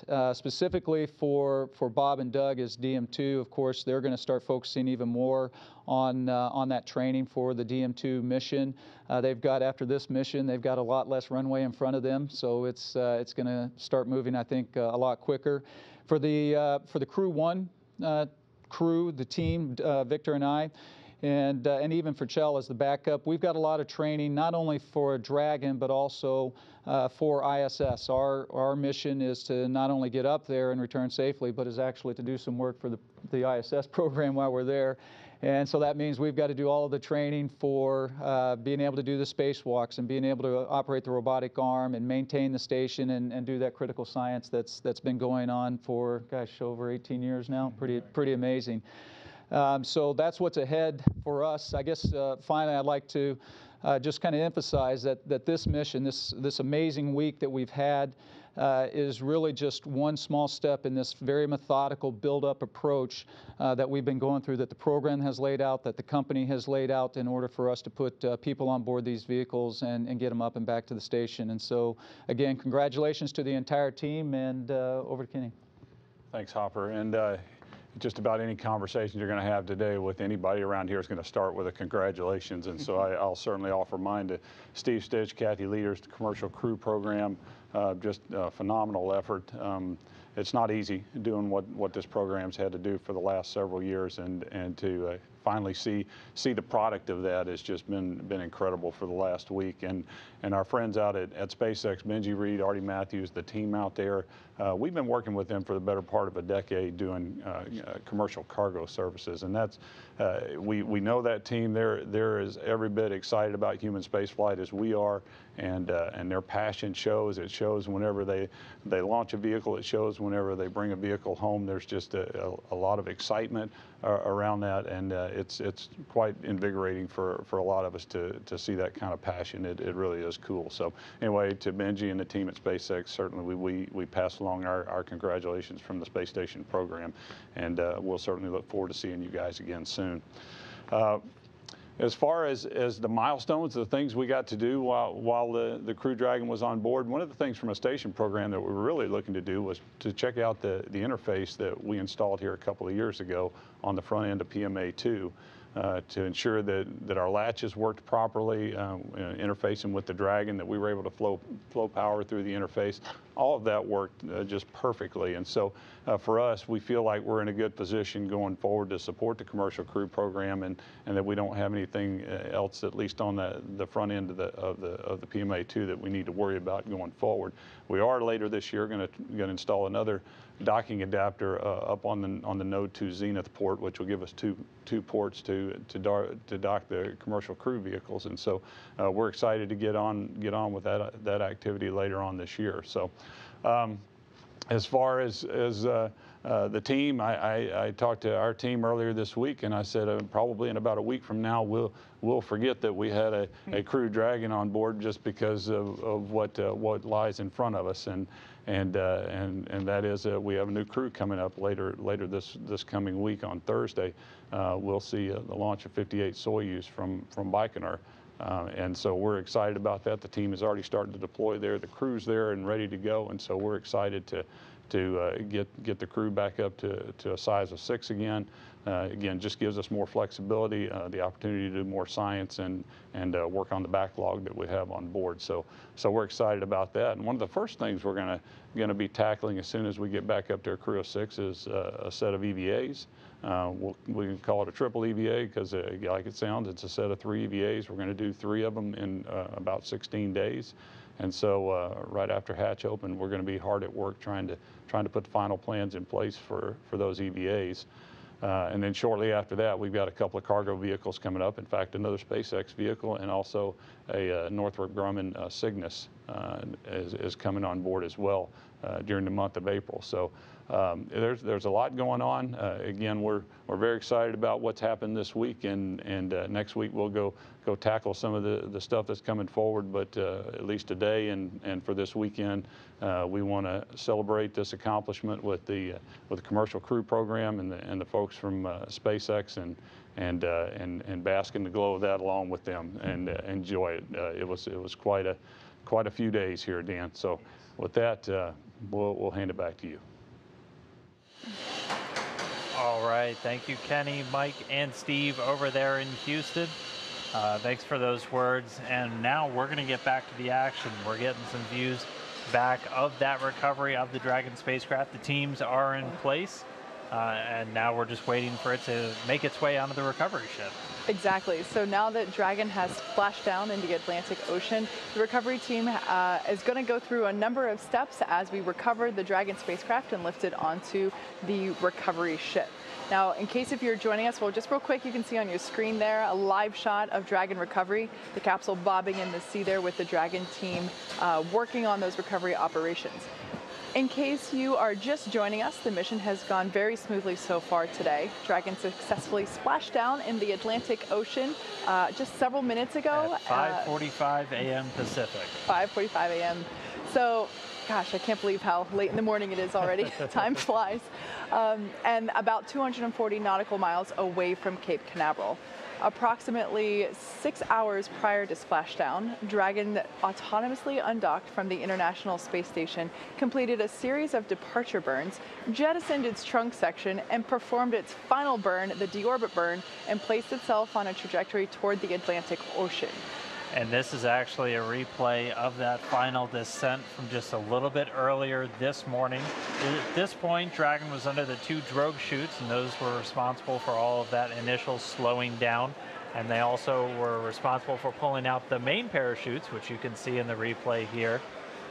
And those 4 main parachutes deployed successfully. We heard from Benji and also the teams during the action that they went exactly as planned, everything kind of happening exactly on the timeline too.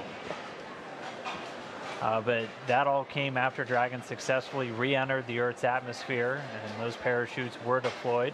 And now, though, we're on to the final part of Dragon's journey, as it's pretty soon going to get lifted out of the water and placed onto the recovery boat. So again, this is a replay of the re-entry and splashdown that we witnessed live several minutes ago. Gorgeous shot of those lovely full parachutes as they are slowing the Dragon capsule down to the Atlantic Ocean. Yeah, it's already been 45 minutes since that happened. Wow. It feels like it was just 5. about 5 minutes ago.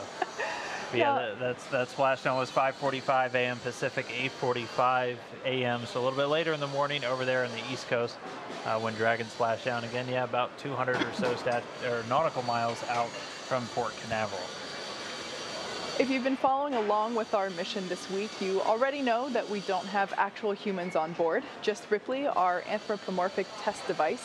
She has lots of sensors placed around the body, I guess you would say. Inside the suit, there's a microphone inside as well. Yeah, so this will give us lots of really cool data about the G-forces and what the test device experienced during launch and docking and re-entry. However, as with all steps so far in our Demo 1 mission, our teams will be covering the full steps in the recovery process as if it were an actual crewed mission in order to prepare for our first time with NASA astronauts on board. You saw earlier that the recovery fast boats went very quickly to the splashdown point. Go Searcher, the main recovery vessel, followed along quickly, which you can see in your screen right now. Wow, it's a picture perfect day, so it's pretty great. So we're going to be watching as the recovery vessel gets closer to the Dragon capsule, and we'll be able to see it get lifted out of the ocean. That's a beautiful shot there. So our recovery crew has been already performed the safety checks that they do after splashdown. The vehicle itself safed itself as well as soon as it detected that it was in the water, and the team made sure it was safe to approach the Dragon spacecraft. And then upon that immediate detection of landing, Dragon automatically released all of those main parachutes, and that just prevents the wind from catching them and potentially pulling or dragging the spacecraft across the water. And those parachutes also get recovered. Another one of the fast approach boats was tasked with that immediately after splashdown. Following that successful parachute cutaway, Dragon automatically saves any of the pyrotechnics still present on the vehicle, and it can also automatically perform a couple of additional minor system configurations. The astronauts, if they were on board, would remain seated, so Ripley obviously hasn't gotten up right now on the boat, but she has not unbuckled her seatbelt yet. She has not unbuckled her seatbelt yet. The astronauts, if they were on board, would remain seated, and they stay in their suits at this point. But the Dragon spacecraft has air conditioning on board, and that helps keep the temperatures in check inside the spacecraft. And the communication system on board also remains powered, so the crew still has their two-way communication as they are just kind of sitting there in the capsule waiting for the teams to move in and pull them up on the boat. If I were an astronaut inside the capsule right now, I would imagine this point to be kind of like when you're going through a car wash. You know, you're safe, you can talk, you're comfortable in your enclosed environment, but you can't open the door just yet. There's a lot of water. Yeah. Now it took a little bit over 10 minutes for the recovery to complete their safety checks, and they completed their preparation activities. And right now, as we can see, they are making progress toward being able to lift Dragon up and onto the recovery vessel. As part of the preparation for this lift, we saw earlier that a member of the recovery team actually climbed on top of the capsule, and that was in order to attach the Dragon's hoist rings and connect the lifting line. So a lot of physical requirements for that particular role. I probably would not be able to do it. I'd fall right off most likely. But it's really cool to be able to see our recovery team who has been practicing live in action here with these beautiful shots from the Atlantic Ocean.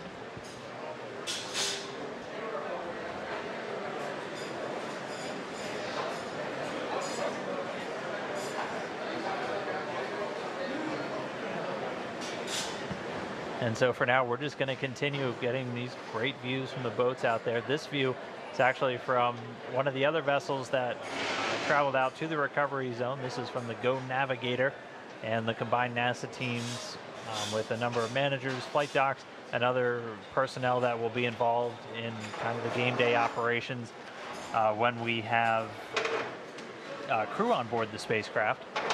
They're on the Go Navigator.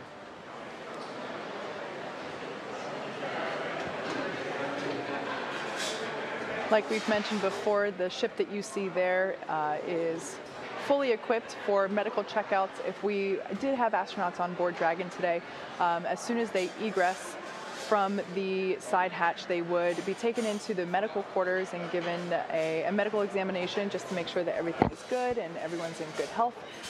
There's a helicopter pad on top of it. Additionally, due to unpredictable sea conditions, whenever we splash down, it might take the crew a couple days to get out and back from the splashdown point, and so the ship is also capable of housing the recovery crew for a couple of weeks, realistically, if absolutely necessary. Obviously a long time to be on a ship, in my opinion, but it's fully equipped, and I've been on that ship myself, and it's just incredible to me as someone that keeps my eyes towards the sky and not necessarily, water, ocean sickness. It's just incredible to me that we're able to have a vessel like this in our fleet, really, when you think of the full encapsulation of what a mission requires. It's not just going up, it's coming back down and back onto land safely as well. And this vessel is a great example of how we're able to do that.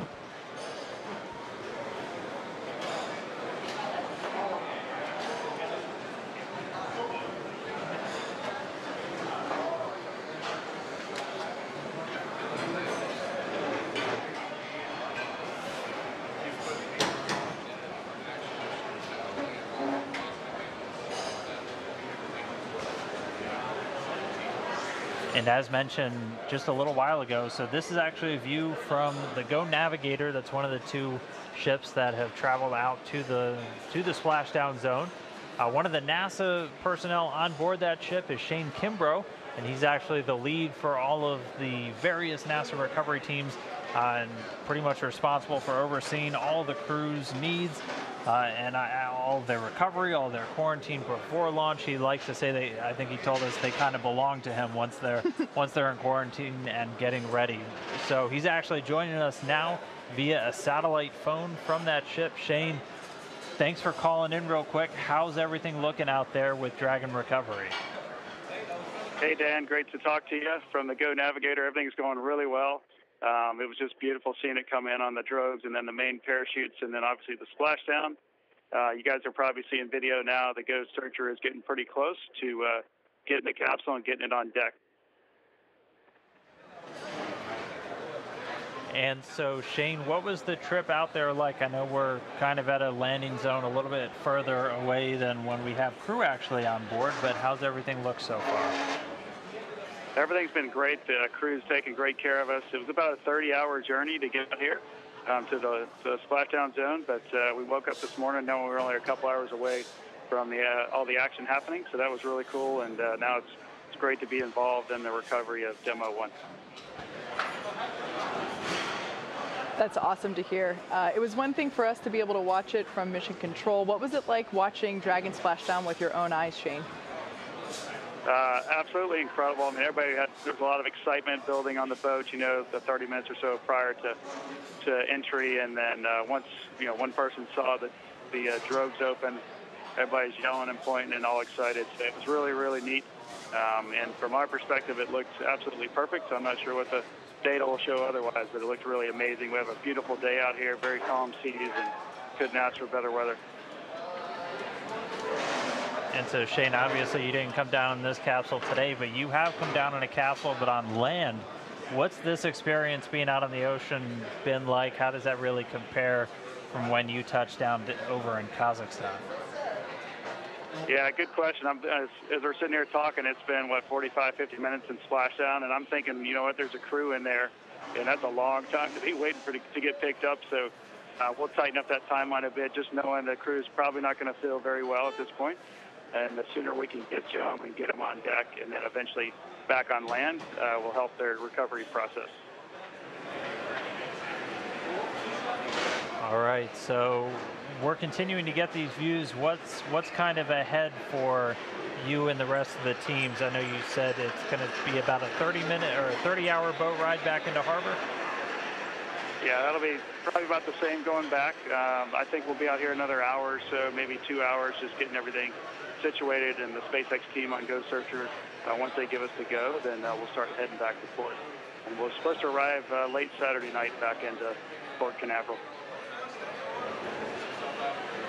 All right, well, Shane, we'll let you get back to watching all the operations. I know you got a job to do other than talking to us, but I do really appreciate you calling in from all the way out there in Atlantic. It was a great splashdown, and we'll see you when you're back in Houston. Sounds great. Thank you, guys, and enjoy the rest of the scenes out here as you're getting them from the Go Navigator. Take care. All right. And that was NASA astronaut Shane Kimbrough. He's out with the NASA teams who are on a boat watching as the Go Searcher gets a little bit closer. Looks like pretty soon they're going to start reeling that Dragon in, and we're going to get to see it go up onto the Dragon nest.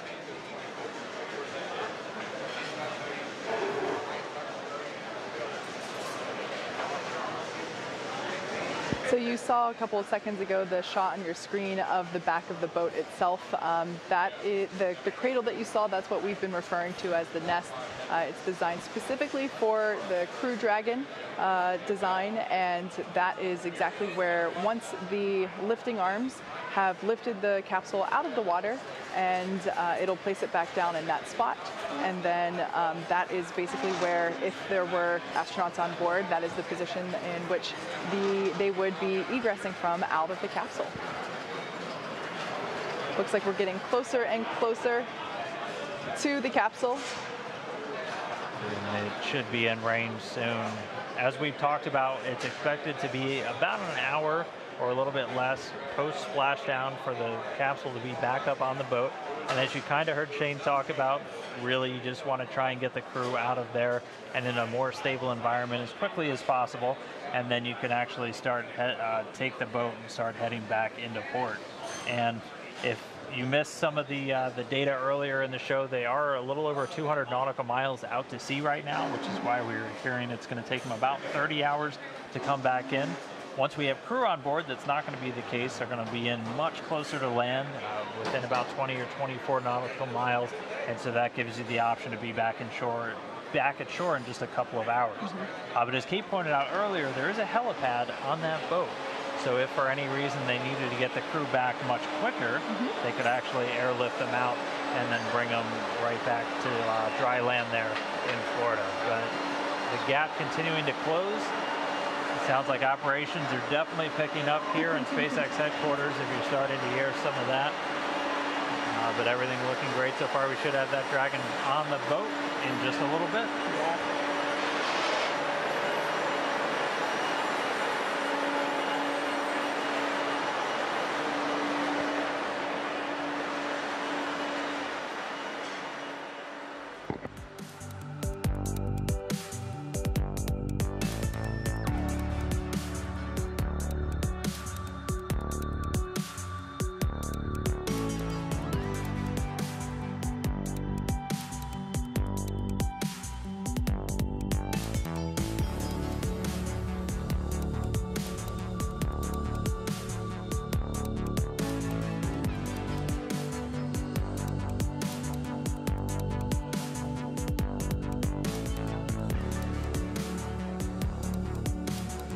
I was very much muted on purpose there because I yelled for Eddie.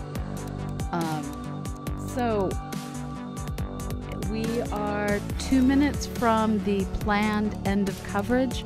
I don't know if NASA TV is going to be kicking us over to their other regularly scheduled content, but things are finally starting to get interesting as we watch the capsule come in. My dog is moving my monitor.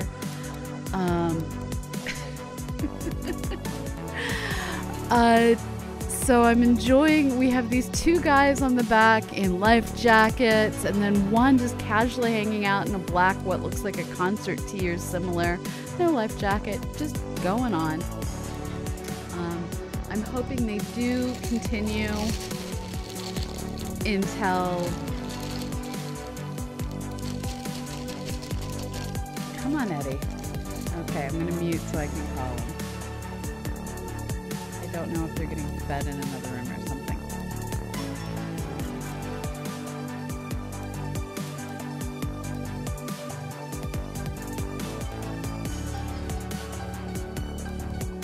Yeah, I think my husband just threw the dogs outside. I have bits as soon as I have bits in my hand as soon as the dog returns. It looks like we are going to be staying with this coverage through the end.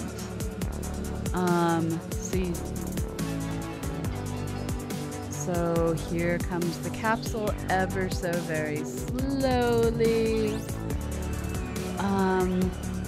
I can't tell if they're going towards the capsule, if the capsule is coming towards them, if there are ropes or lead lines. I just don't know.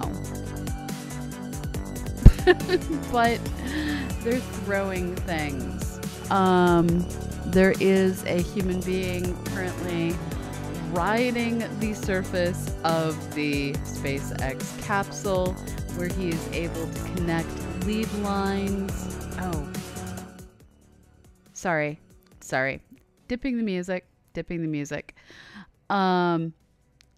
They have a human being clinging to the outside of the capsule, who's grabbing the lines they're throwing, attaching them to the connection points. Being able to have that human riding the capsule is part of the reason why they needed to get the parachute off.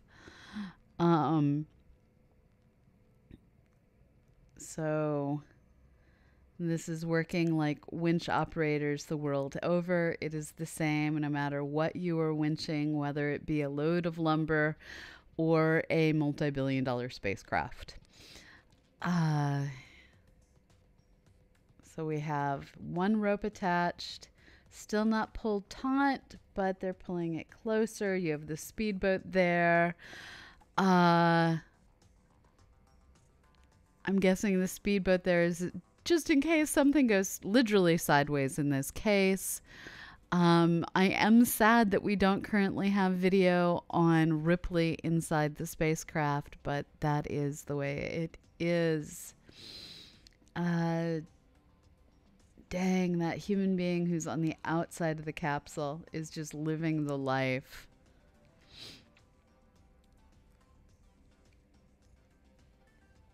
So here you can see just how different this particular capsule is from the ones that we've seen in the past.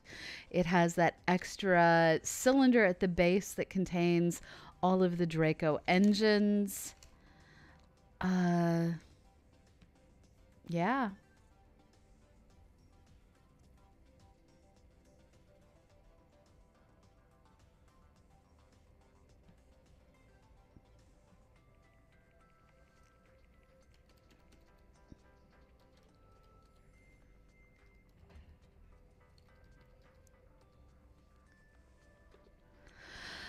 Slowly goes the video.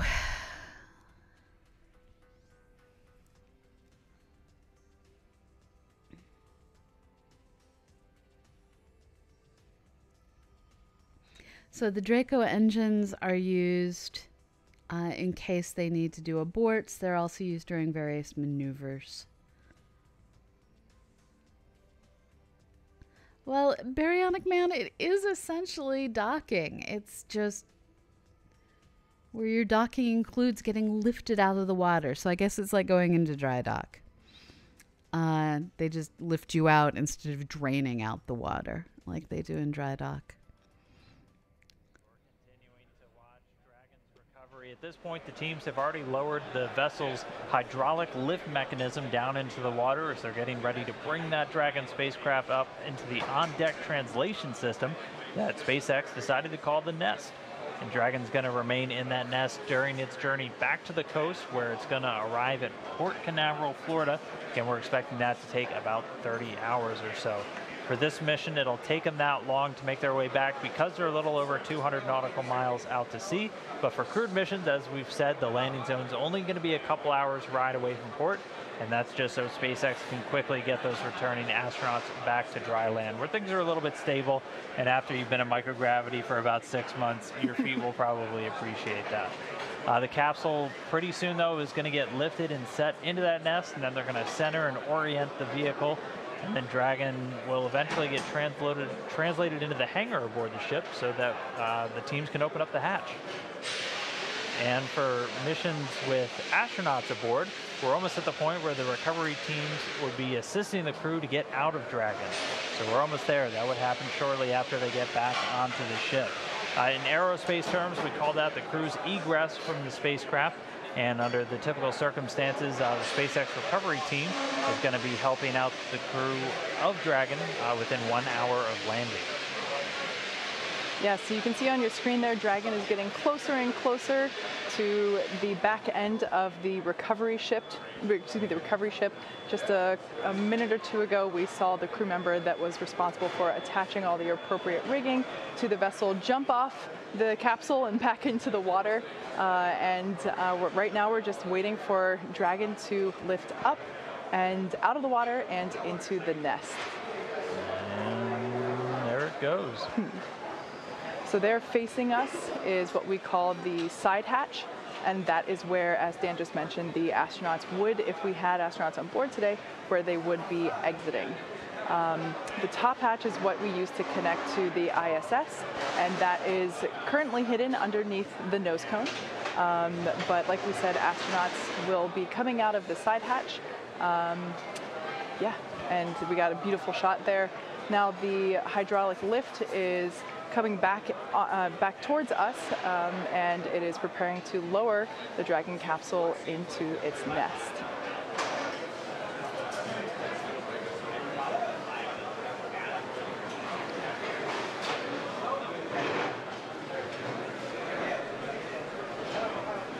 Like we said, we are treating this demonstration mission with the recovery operations as if there were actual astronauts on board.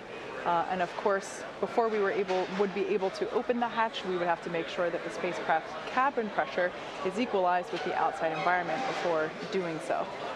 So once Dragon is seated, and you can hear some cheers behind me as the remaining folks that we have here on the SpaceX team outside of Mission Control are cheering with the placement of Dragon into the nest there, as you can see.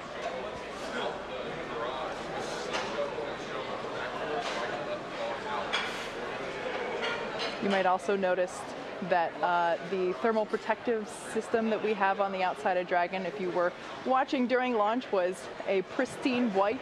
Of course, upon re-entry, like we mentioned before, there was plasma, of course, as it re-entered through Earth's atmosphere. So we have a lovely toasted marshmallow there sitting in the nest of our recovery ship, which is, I just think it's such a cool view now that we're bringing the Dragon down, and we are obviously recovering our rockets, and it's just really cool to see that evidence of return back to Earth is really wonderful. Yeah, and we had fantastic luck with the weather today. The sea states were relatively calm by all reports, only a couple of clouds dotting the sky.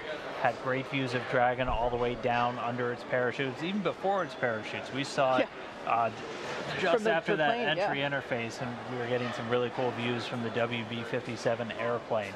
But with Dragon back on the boat, that's about it for us. We're just now at about the end of this mission. So at this point, as we had talked about, the recovery personnel would assist in the astronauts getting out of Dragon, and those medical teams would be standing by, and there's medical evaluation rooms on board. But no people on board. Ripley won't need a medical exam, but they will be getting all of the data back from the sensors placed around Ripley, that anthropomorphic test device on board, as they get all of the different G-forces that Dragon was exposed to, the sound environment, everything that the crew would experience, Ripley just experienced. But this mission started just about 6 days ago with that early morning launch on March 2nd. We had a successful approach and docking to the International Space Station, did all of the demonstrations as expected for the mission. It was docked for the last 5 days. They tested Dragon's communications and power systems with the space station. They unloaded about 400 pounds of cargo and loaded 300 pounds of cargo back on. We had that undocking just a couple of hours ago, a successful re-entry, 4 great parachutes, and a splashdown in the Atlantic Ocean at 8:45 a.m. Eastern Time, 5:45 a.m. for us over here on the Pacific Coast. So it was really a fantastic mission. It's been a huge honor for me to be out here at Hawthorne to share this with everybody and to share it with my SpaceX counterparts out here. A successful mission, the first successful test flight of NASA's Commercial Crew Program to the International Space Station. Yeah. So as Dan said, it's been an incredible honor to share this mission with the public. All the teams are incredibly thrilled with the success of this demonstration mission, which of course paves the way for our first crewed flight later this year. Be sure to follow along with SpaceX and NASA on our social media for updates and next steps on the Commercial Crew Program. Until next time, see you then.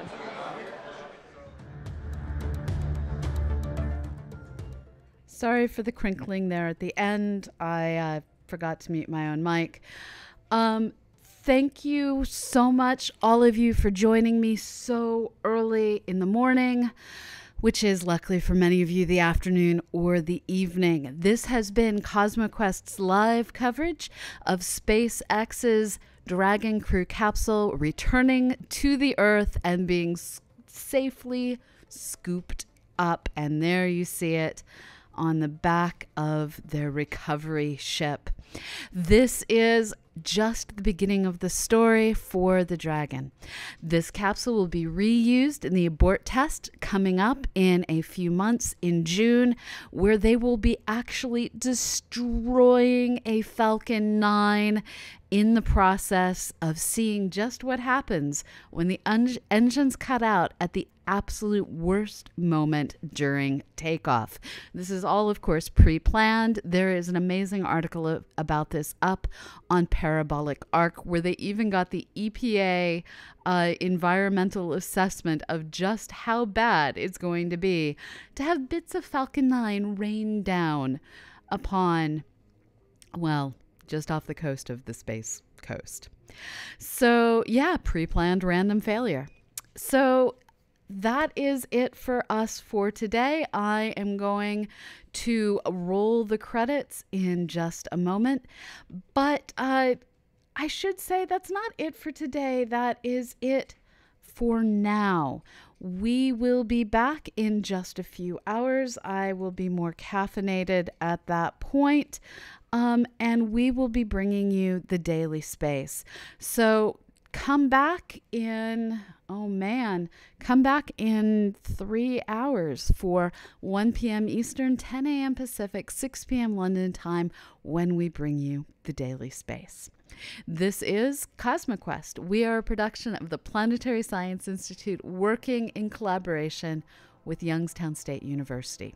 We are here thanks to the generous contributions of people like you. Thank you for all your donations, your bits, your subscriptions. You are what keeps the science going. We are a 501c3 nonprofit dedicated to the exploration of our solar system and, of course, everything that lies beyond. So thank you. I will see you in just a few hours. And wherever in the world you may be, have a fabulous morning, evening, or afternoon.